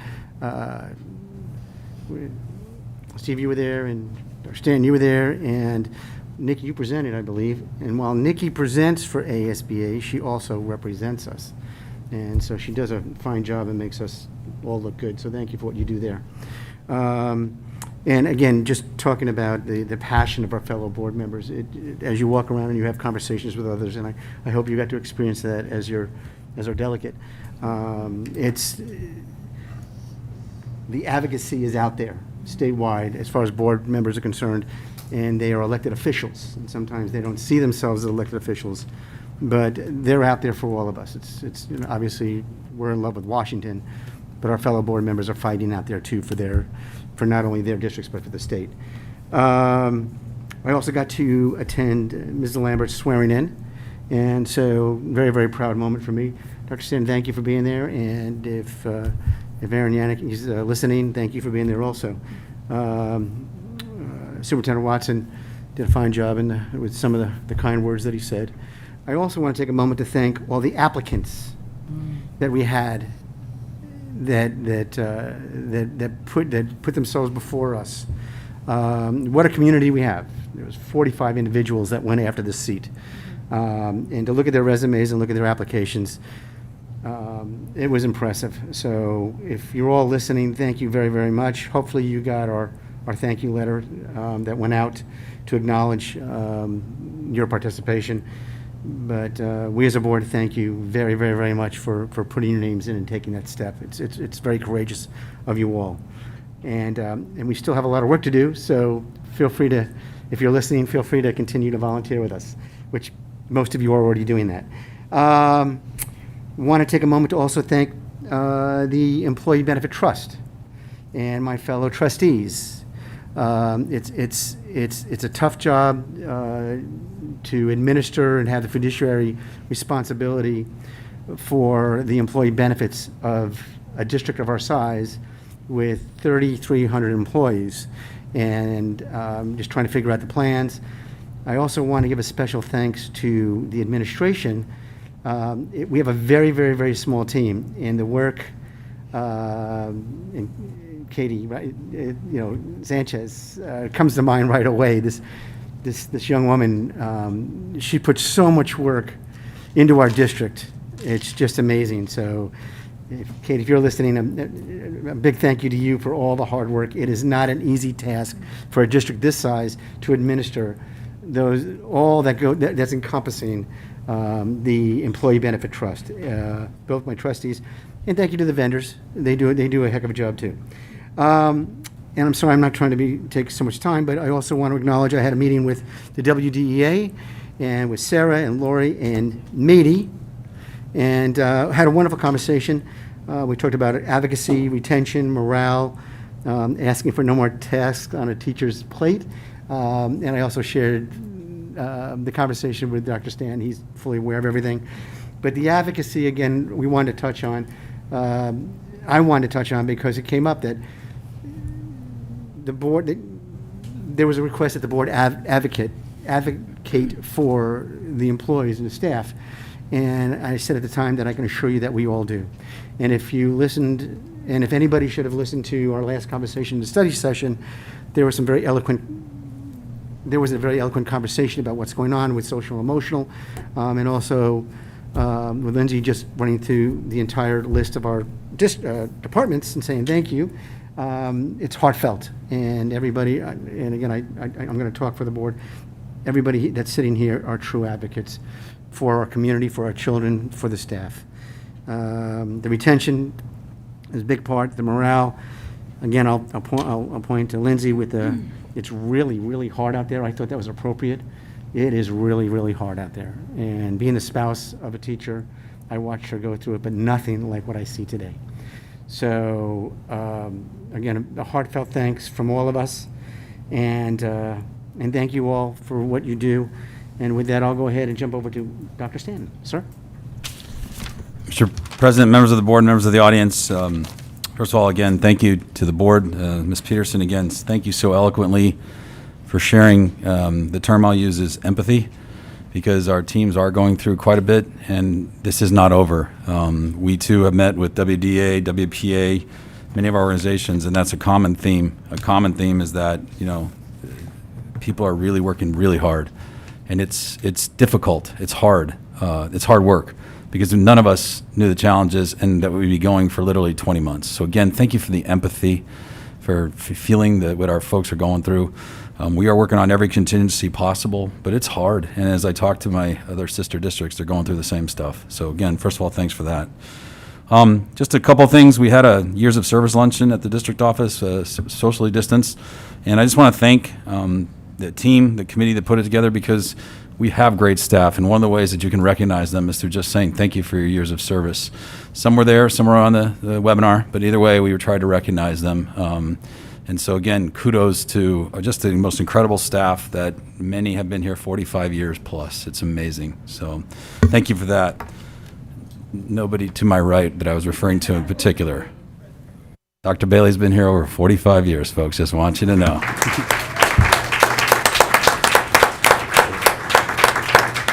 But if you haven't met Bill in the warehouse, he too has been here 45 plus, so it's amazing. A couple things. I'll be giving an update a little bit later on our multi-tiered system of support, but we have been really working at looking at our systems of coherence. I'll be giving a little bit of update there later. Dorothy and I went to a CityServe meeting, and today I went to another one. CityServe is actually through GCU. It's a way to meet the essential needs right now, tier 1 of our family. So back to empathy and understanding. So we're talking about food, clothing, and shelter, furniture, things like that, but it eventually will move into actual tier 2 to help with social emotional. Again, I'll give a little bit more later, but it was really great to work with a partner that we've been with for a long time, School Connect plus GCU, and some of our faith-based partners. I do want to thank the PLA Planning Committee. I got a chance to be a part of that. A lot of folks in here are part of the PLA planning, but we want to offer quality professional development for our administration, and also which leads to our schools. So we're taking some purposeful time to go back to the roadmap. I heard the roadmap mentioned earlier, to go through what does quality tier 1 and tier 2 instruction look like. And so we're going to stay on that path this year, and appreciate all the team working hard on that as well. Thank you, Lindsay. Melissa's not here, Paulson, but under Danny's department, Food Nutrition Services is at 5.6 million meals since we began the pandemic. So if people do not realize, we're not just about reading, writing, and arithmetic. We're actually a complete whole system support in the community. And many times the schools are the hubs of the community. So we appreciate greatly for people to recognize that as well. Thank you, Mr. Adams, for the opportunity. Thank you, sir. Okay, so, I'm sorry, Ms. Whaley, would you be kind enough? Yes. It's my pleasure to point out the new artwork on our walls. The artwork comes to us from Desert Foothills, Choya, and Royal Palm. So thank you to those schools for providing us something lovely to look at. Thank you, Ms. Whaley. Okay, so we're going to move on to public participation. Ms. Tucker? Yes, President Adams, I did receive a request for public participation, so I will read it. The request comes from, Miss Annie Ferrer. Forgive me, please. I'm going to totally butcher this last name. Annie Ferrella. Do you want to? Can you do better? I want to try to get it right. No way. Ferrioli. Miss Annie Ferrioli. That's why we do this by consent. Good evening, board members, members of the board. I would first like to thank you for the opportunity to comment and sharing your time. I am an educator and representative from Copper State Academy Charter High School, and we were requesting to share our learning opportunities with prospective ninth grade students and their families within the Washington Elementary School community. Copper State Academy is a small neighborhood charter located on 1212 West Camelback Road. Copper State Academy provides a rigorous college prep core curriculum alongside specialized business and design electives that are engaging and relevant for the 21st century workplace.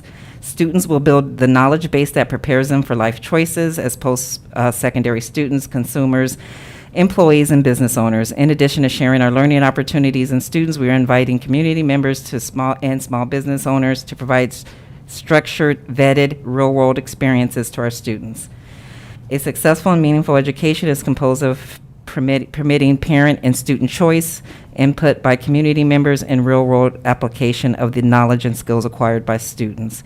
For these reasons, I would like to thank you again for providing an opportunity for Copper State Academy to share its academic invitation to prospective families. Thank you. Any more? That's Okay, it. with that, I needed, and thank you, Ms. Whaley. I've done it again. I missed the most important part of our meeting, and that is item G, special student recognition, and I see all these wonderful faces out there. Forgive me, special student recognition, perfect scores on AZM2 assessment. And Dr. Stanton, would you please? Ms. Moore from Academic Services will begin the proceedings to recognize our perfect score students on the AZM2 assessment. Thank you, President Adams, governing board members, and community. This is one of our highlights every year is when we get the opportunity to recognize some students who have demonstrated outstanding achievement. And this year, I think especially, this was quite a feat. And so we are very excited tonight to honor two students that not only did very well on the AZM2, but they got perfect scores in both math and ELA, so two content areas. This is excellent achievement. They are, demonstrating outstanding knowledge on the grade level standards. And given that the year we had and the, inability to be in school full-time, it's really amazing at how well they did. So tonight we're extremely excited to honor two students, one from ALT, who was a sixth grader last year and is now a seventh grader, and then a student from Sunny Slope, who was an eighth grader, who now is a ninth grader and came back tonight. So we really appreciate that. So we're going to start. We'll have Principal Rhonda Warren come up, and she can introduce her student.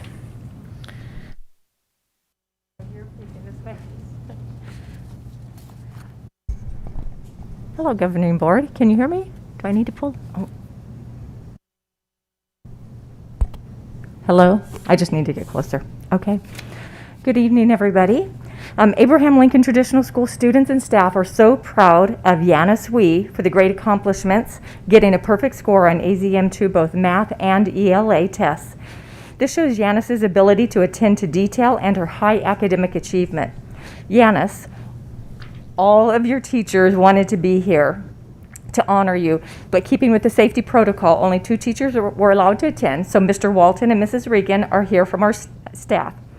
Here are a few things that some of our staff members and her previous teachers said about her. Mrs. Devers said Yanis always gave her best effort and was a hard worker. She was a positive example for other students and always willing to help out if needed. She had 100% of her homework completed for the entire year, and that she is amazing. Miss Hummel said, I adored her. She always showed such love for learning, like it was her passion or something. Sometimes I would use her paper as an answer key since she practically always had a perfect paper. Plus, she always had a little hop in her step when she walked. She is one of the happiest girls I've ever met. Last year, Yanis attended online schooling the entire year. Her online teacher, Miss Liviton, said she attended every day. She was always on time. She was engaged and participated in all classes. She completed all her work every time. She always went beyond the requirements. Yanis listened carefully. She's polite, well-mannered, and has a wonderful sense of humor. She helped out with tech stuff sometimes, too. She is a voracious reader, too. Yanis is a great student, a really nice girl, and was a pleasure to teach. Yanis's project potential teacher, Ms. Dacey, says she's been fortunate to have Yanis in her project potential class for almost 5 years. Her desire to understand things and to do her best in everything continues to amaze me. Although she was online last year, she took a leadership role as a project manager for a group aerospace competition. She brought her team together, she set up meetings, and managed all of the team documents. The judges were very impressed with the essay, and they were surprised that she was only a 6th grader that wrote it. Ms. Inman states that Yanis is friendly, works hard, she's motivated, and very creative. Ms. Regan actually wrote an acrostic poem for Yanis, which she'll give her tonight. But the highlights are Yanis challenges herself, she's helpful, attentive, mindful, proud of her work, imaginative, on task, and never stops learning. Mrs. Demore says Yanis seeks out learning opportunities and is a perfectionist in making sure she has done her work as correctly as possible. She leaves no stone unturned. She asks questions. They are deep analytical questions and listens carefully to answers and explanations. She is kind, she's thoughtful, humble, and unassuming. She values the ideas of teammates. She is a teacher's dream come true. Yanis, I could keep giving example after example of your strong character and your academic abilities. The bottom line here is that you are an all-around great student and person.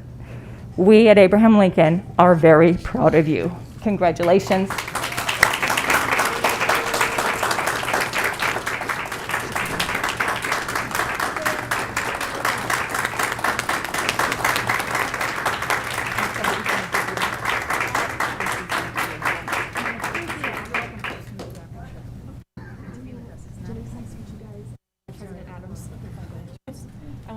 Do you want me to feel too? Yeah.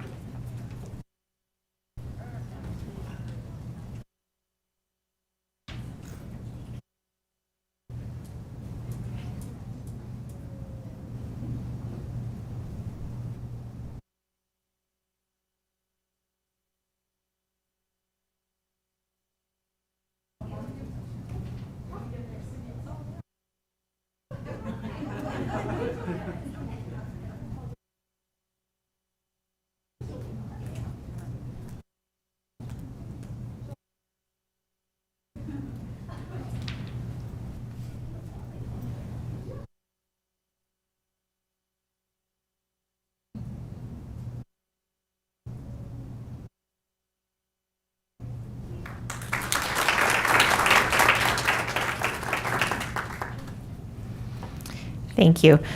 Next up, we'll welcome Principal Chance Whiteman from Sunny Slope School to honor his student that, as I said, was an 8th grader and has come back to join us tonight as a 9th grader.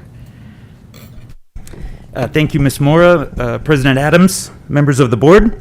We want to congratulate Angel Torres Santana. He is a freshman at Sunny Slope High School. We also asked the teachers to talk a little bit about what they remembered about Angel. Angel has been with us at Sunny Slope since 1st grade. He had, Ms. Vargas said that he had an amazing promotion speech. He was our salutatorian. And I think the speech went over some of our students' heads. It was so powerful and meaningful. He's kind, he's thoughtful, always willing to help. His math teacher, Ms. Forseth, said Angel has always been a hard worker and creative thinker. He always sought to make connections and go above and beyond in making connections to what he was learning about probability and statistics. Angel decided on his own to make a project representing and analyzing U.S. presidents' pets and their lifespans. And then he turned this in, and it was not an assignment. And she said, I always loved how Angel kept pushing himself to learn more every day. And I'd like to mention, he didn't take his AZM2 in 7th grade. No one took it that year that we skipped it. But in 6th grade, he also scored perfect on, I think it was it ELA or math? Math. So I've told him, and the word that I kept hearing from teachers and staff was hard worker. And hard worker and intelligence. I would tell him, Angel, there's so few of us. We're so proud of you that he did that. But that was a joke. But we are so thankful for Angel and his parents. He also has a sister that went to Sunny Slope and also has a brother at Sunny Slope. So Angel, we're proud of you. Thank you so much. Congratulations.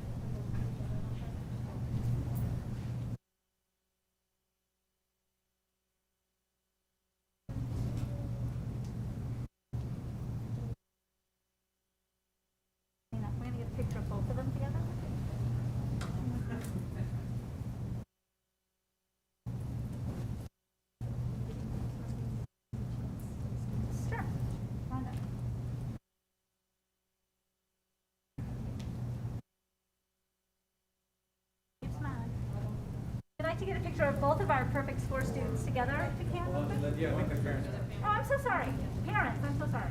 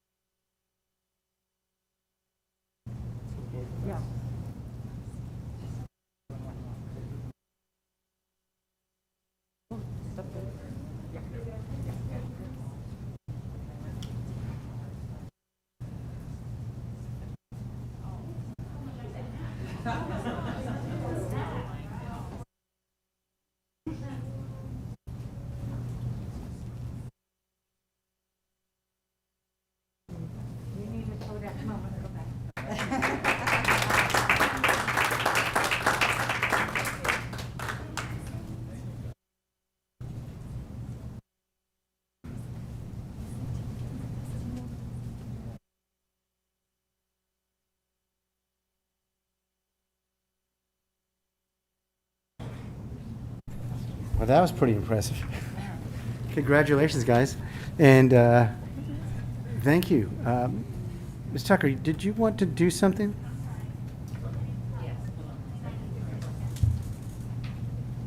Yes, I wanted to thank Ms. Whaley for announcing the new artwork in the schools.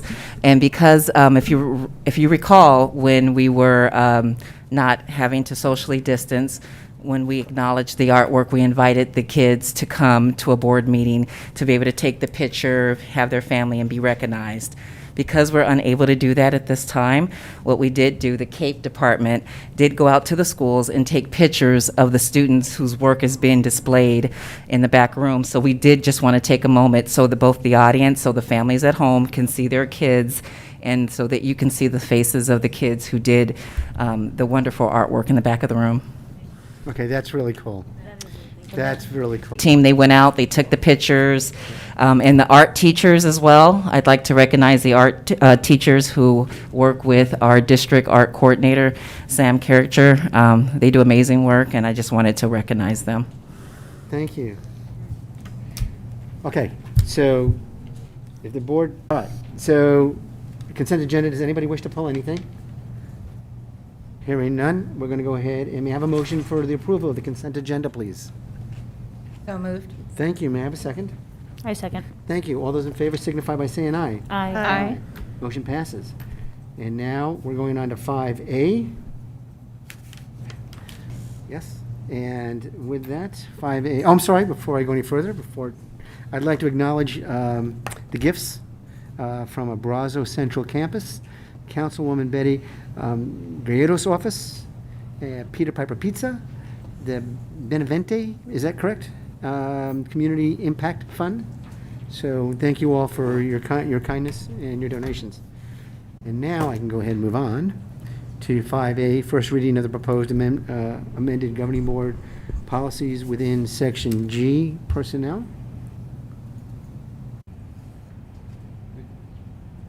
Am I okay? I'm sorry? We did. Really? You doing that for sport? I know I missed the one. Yeah, thank you. All right, so this is the first read. This is us, guys. So does anybody have, am I correct? Yes, first read. So, first read, does anybody have anything to say or any comments? It is a first read. If not, we'll move on.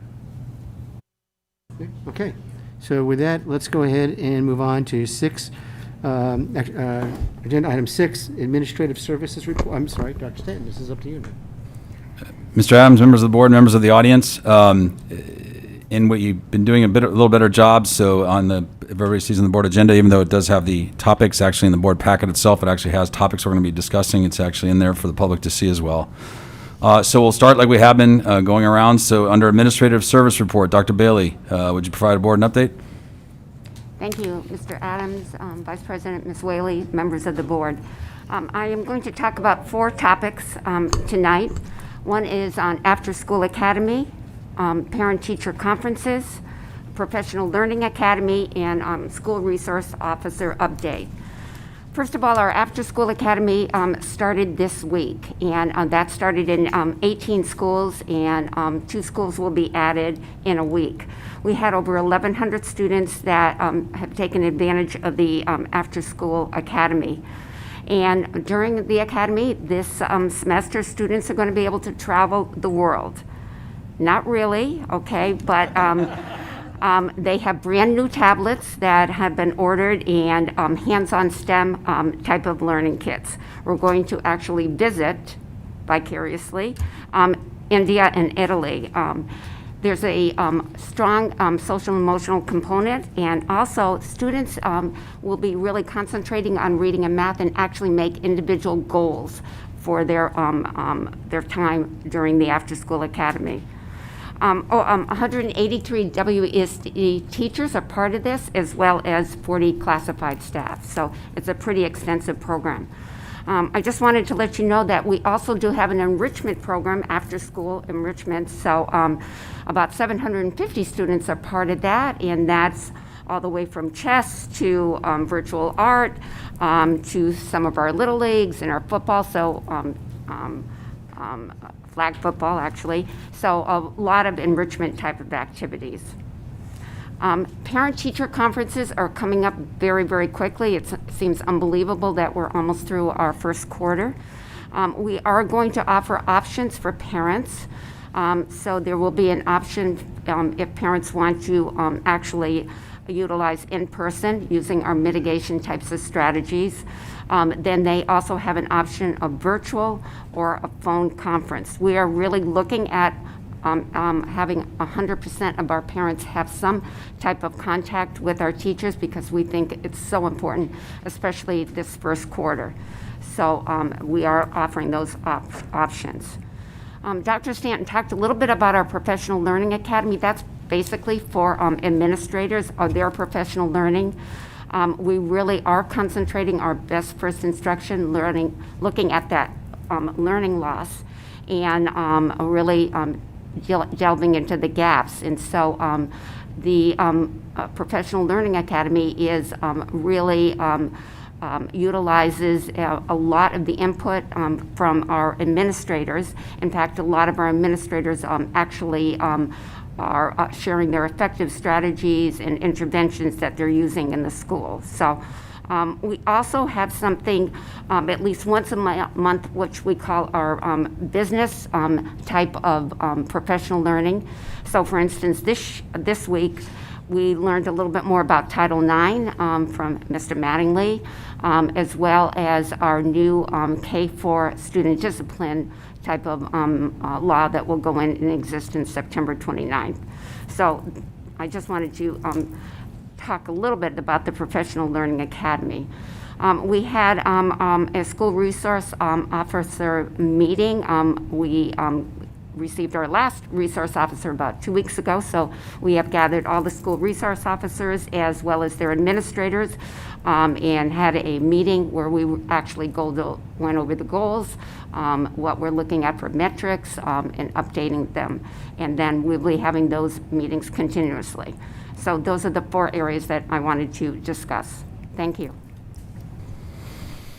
Continuing around the dais, Mr. Steve Mattingly, would you please provide an update regarding human resources?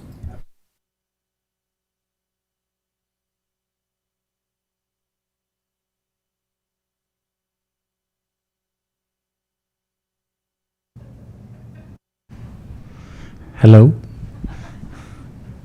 Governing Board President Adam, Governing Board members, welcome. Governing Board Lambert, Dr. Stanton, and members of the audience. First, I want to always thank the principals, teachers, classified staff members out there at our schools serving unconditionally our community and our children, so thank you for that.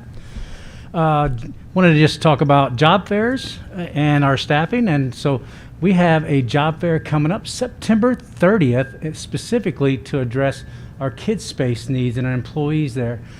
So September 30th, starting at 8:30 to 10:30 here at the district office. Also wanted to give a shout out to our HR department, who has started our recruitment task force that includes numerous employees throughout the district, specifically our supervisor of laborers, our principals, directors, etc., to start discussing what recruitment looks like this year. So we're excited about that. And that covers our substitute job fair, our classified job fair, our certified job fair. So just want to share that with the governing board. Also on staffing, just want to get 3 categories in staffing: administration, support staff, and certified. We have a vacancy in administration right now as we speak, 1. I want to share with the board that certified vacancies, we're looking at 7 vacancies when it comes to our teachers. And that includes SPED and regular classroom vacancies. And then this is an Arizona national thing that I want to share with the board. We have over 200 FTE vacancies in our classified throughout this district. A majority of them are bus drivers, kids space, and our food services program. This is not a Washington Elementary School District thing. This is a lot of our sister school districts are having to manage this difficult task and challenge in front of us. So that will conclude my update to the governing board. Thank you so much. Just for the board, Mr. Wing is calculating that data that we normally do. We'll get those survey results for you guys as soon as we have them. But it's what Mr. Mattingly mentioned is something that's happening everywhere in all school districts. So I look forward to having the statewide data for you. I'll get it right this evening, Mr. O'Brien. So let's come on over to business services. Can you please provide a business services update? Thank you. Good evening, Mr. President, members of the board, Dr. Stanton. This evening, we are in prime year-end closeout mode right now in the business department and other departments throughout the district. Please let me acknowledge them, as we do have to get information from them. We are working on our federal and state grant completion reports, which we have to do every year to let the AD know how we spent our grants.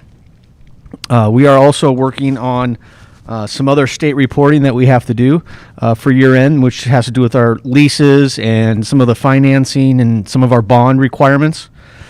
The big one, though, obviously, is the annual financial report. At the next board meeting, you guys, the board will be reviewing this, and I will be presenting the information on it for approval, as it is due by October 15th. And then some smaller ones that we're working on is we have to do some individualized AFRs for the state, which include desegregation, K-3 reading program, results-based funding, and school-by-school reporting. And school-by-school reporting is a very, very lengthy process, as we have to report out every expenditure at every school level, and then have to calculate out the items we spent at the district level and divide it out amongst the schools. So I do want to say thank you to my staff and members who are working on those reports. Thank you very much. Mrs. Moore, would you please provide an update under academic services? Absolutely. President Adams, governing board members. As you've been hearing, we really are looking at the instruction and the interventions that are needed to support our students more fully. As we shared at the last board meeting, our data is indicating that our students need support, and we know that our teachers as well need that additional training assistance in meeting the needs of all their students. So we've been utilizing that diagnostic assessment data to really take a look at where we can start honing in on those essential skills that we need to work on. We've been looking at the instruction that needs to happen for all students, and so you've heard the reference to the roadmap, which is really the learning cycle, and so getting that renewed focus on training our administration, our instructional coaches, our teachers, on how to really utilize that cycle to more effectively meet the needs of our students. And so then really looking at what does small group intervention look like, and then how do we really, once again, support our schools in making that happen, because that's quite a challenge when we have the number of students that are requiring that additional assistance. And so the curriculum instruction team, the intervention specialists, the coaches, they've been out in those schools working with teachers and administration, and will continue to do so as we move through the year. Also, right now, the writing pretest has opened for our students, and I know there's always this balance of how much assessment do we do, and it's hard to get that done. And once again, we thank our teachers for those extra efforts. This will give us some data on where our students are at with writing, and that was a bit of a challenge in the online world last year, and so we are anticipating we have some work to do there, and so this data will provide that for us. And because we really are looking at what areas we need to focus on, all grade levels in 3 through 8 will be focusing on informational writing and how that can support, because that's definitely something they need in all subject areas and moving forward.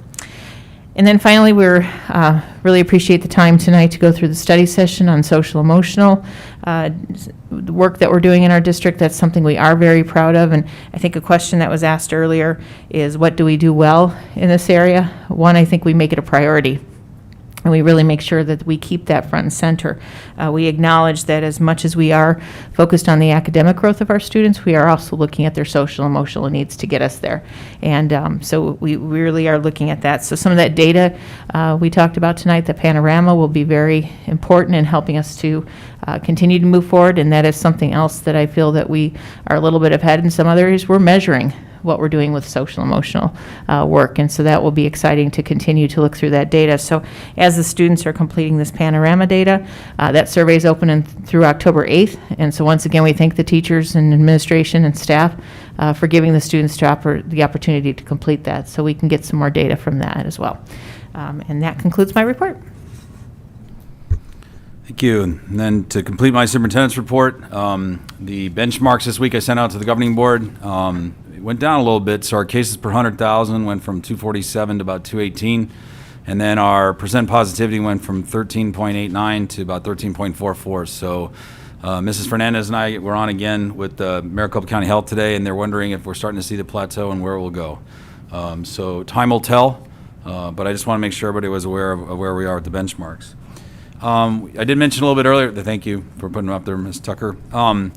Did mention that we're working on the multi-tiered system of coherence. So my team is modeling that action. So and what's not working, what can we improve? So we're studying ourselves as well. I think I mentioned at the last board meeting, we're going to start looking within.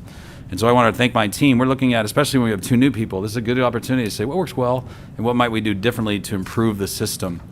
We did meet with John Flanagan for our work for our ALT, which is our directors and above in the district office. And so we have a meeting coming up next week, and we're looking at what are our current structures again, what are our organizational charts, what do we look like, and then we're going to be talking about one of the levers are called communication. So we're going to look again, just like I did with BLT, we're going to be looking at what works within our system, in our departments, but then also how we cross departments, because a large system like us has cross areas, and that's why we're looking for a system of coherence. So we're definitely looking forward to the work. Again, when you have new people or just an opportunity sometimes to go within, this is a good opportunity for us to do that as well.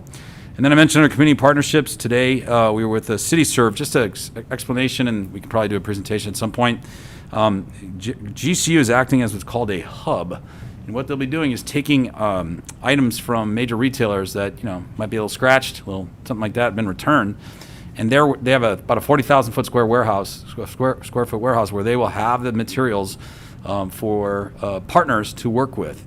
They're going to be using a pod system, so kind of pods. And for everybody that knows Washington, we have been a part of our faith-based partner for many years, School Connect, and many. It's been a part of our system. In fact, I wish Dorothy were here because she's been a big part of that work as well. The pods will help us connect our families to what their needs are so they can get those. The first tier, as I mentioned, is essential, so food, clothing, shelter, furniture, but then the second tier will be actually with GCU professors and students working on social emotional help. So as Dorothy mentioned, we do partner with our universities. That actually will give a chance for social workers, counselors, social emotional help, physical help, doctors to come and work with our families. So there's going to be a multi-tiered system. Obviously, they like to help many school districts, but they chose to start with us. And as Jennifer Johnson, who many of you know, said, start small, Paul, because there's a lot of need, but we're going to start small. So we're going to be working through the hub of the CityServe GCU with some of our pods to connect families to what their needs are, so that the family can then, because there may be needs we don't know of, et cetera. And I'm definitely looking forward to the social emotional support when the time comes where they can do some of those wraparound services. So when you heard Dorothy talk about tier 3 with partners, this could be another one as well. So it has some great long-term potential. But right now we're starting with the physical needs. I think I'll close with Maslow wasn't wrong. You know, we really do need to meet the absolute essential needs before we can move on to those higher ones. And my team is ready to take questions. Thank you, everybody. Board, any questions, responses? Lambert? Sorry, been gone a while. What is your definition of a pod? When you keep talking about you being a pod, I don't know what that means. Point of distribution. So the idea would be the hub would be GCU, that's the warehouse, and then the points of distribution in the community. So. Thank you. Anyone else? Okay. Yes, Ms. Whaley. Dr. Bailey, I would like to maybe hear a little bit more about the goal. You mentioned that you got all the SROs together with the principals, and I know that one of my previous things was we didn't really have goals or metrics, and we weren't really like measuring anything. So it sounds like that was the purpose of that meeting.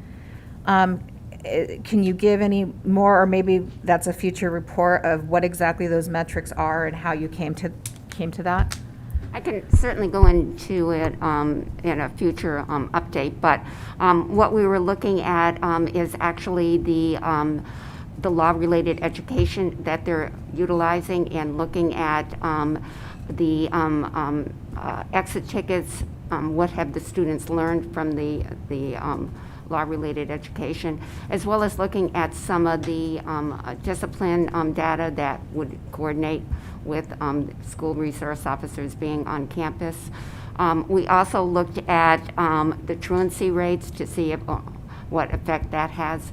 So it's almost a multi-tiered type of approach to really looking at school resource officers being on campus. Okay, I'll probably reiterate the request for getting a little bit more detail about what that looks like and what those metrics and goals are going to be, because I think that's going to be important when we evaluate the program. Okay. Thank you. Thank you. Okay. Yes, please. Thank you. Mr. Mattingly, so you are doing a kid space job fair on the 30th, correct? So one thing I've heard from families more than I've ever heard before, which I actually hear a lot more from families now than I ever did before, is that there's wait lists for our kid spaces, and that is because we just don't have people to fill those positions. Is that the situation that we're in? Testing. That certainly is one of the reasons. We have numerous FTE vacancies. If there's any other outside reasons, I would probably look at Dr. Bailey or Ms. Mora as far as any assistance. But certainly, one of the main reasons is vacancies. Definitely. So with, over 200 FTE vacancies and then 8 certified vacancies, we have the money to pay those people. We just don't have people to fill those positions. That is an accurate statement. Thank you. We have, if I can illustrate a little bit, we have about 75 kid space types of employees at the time. They interview daily. Right now, we have 9 applicants that are pending. They're waiting for HR clearance, which takes a little bit of time because of background checks and so forth like that. The September 30th job fair that is just for kid space, we're really looking at that. So we have about 1,000 students that are in kid space or ECE, but we do have a waiting list on almost all of our sites. Okay, I have a please. Mr. President. To piggyback, you mentioned GCU and working with them and so forth. What, maybe we should, it's just me always thinking outside the box a little bit. What about working with them for the job fair? Posting that there, because you have, they're over 18 and for the Kids Space Job Fair. So just an idea. No, absolutely. We try to hit all career services around us, try to take advantage of those students that work during the day, but they are off during the time Kids Space would be happening before school and after school. So we certainly have that approach and a vision on that. Yes, ma'am. Sorry, I forgot to mention, and thank you, Ms. Peterson, for bringing that up. So I'm one of those parents that has got number 49th on the wait list and have been since the beginning of the school year.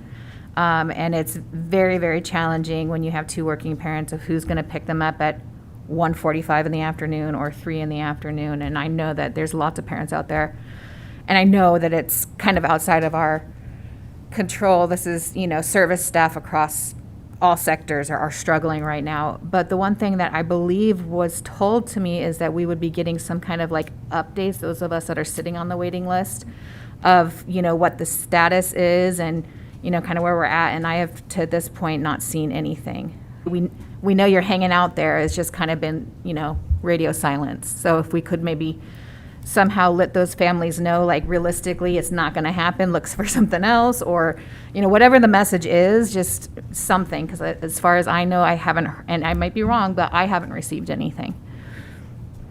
We will make sure that we update people that are on the waiting list. We are working, just so you know, Ms. Biardi, we are working with the universities, with GCU. We are actually now working with some of the churches, and Kathleen McKeever is she really gets out there in the community. So she, part of the job fair, we are bringing about 8 people over from one of the Pure Heart churches that will be interviewing at the job fair. It is something that is right there, near and dear to us. That to get those childcare is extremely important. We know that for parents, that it makes it very, very challenging. So it's something that it's a challenge right now. It really is. So and sometimes when we do hire them, they don't stay all the time. There are some organizations that are paying at a different rate at this point than we are as a school system. So we have to look at that also. Thank you.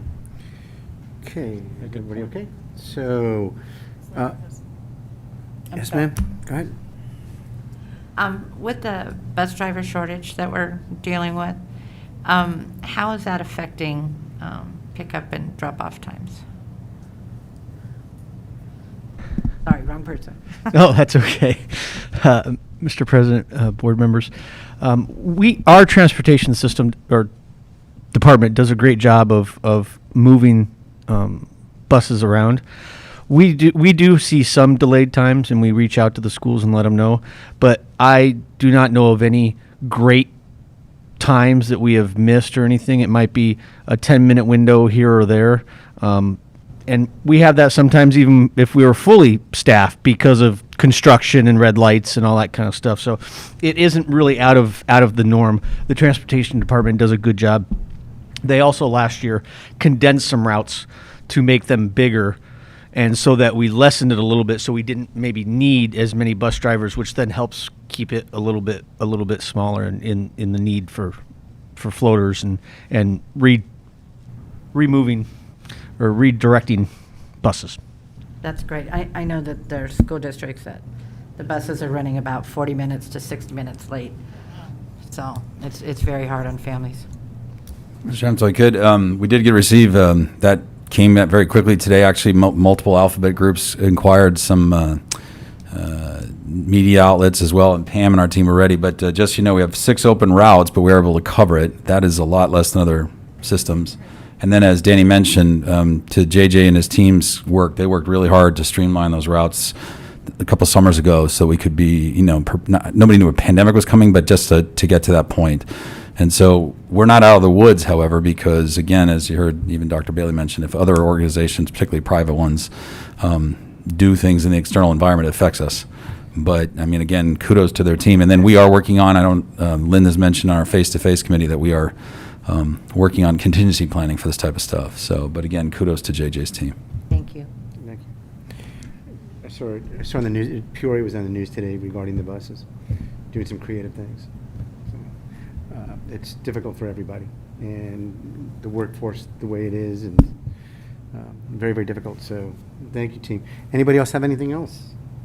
Okay, not hearing anything else, we're going to go, sir, team, thank you very much for your reports. As always, excellent.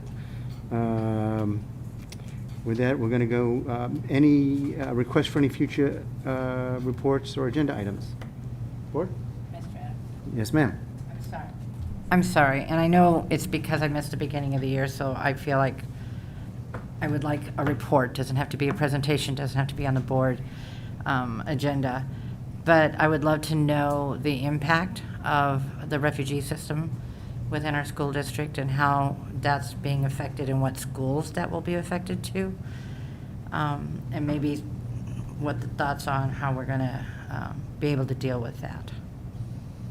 Thanks. Board? All right, then I'm going to go ahead and move on may I have a call for, to move to executive session, please? So moved. Thank you. May I have a second? I second. Thank you. All in favor signify by saying aye. Aye. Thank you. So we are now recessing for the executive session.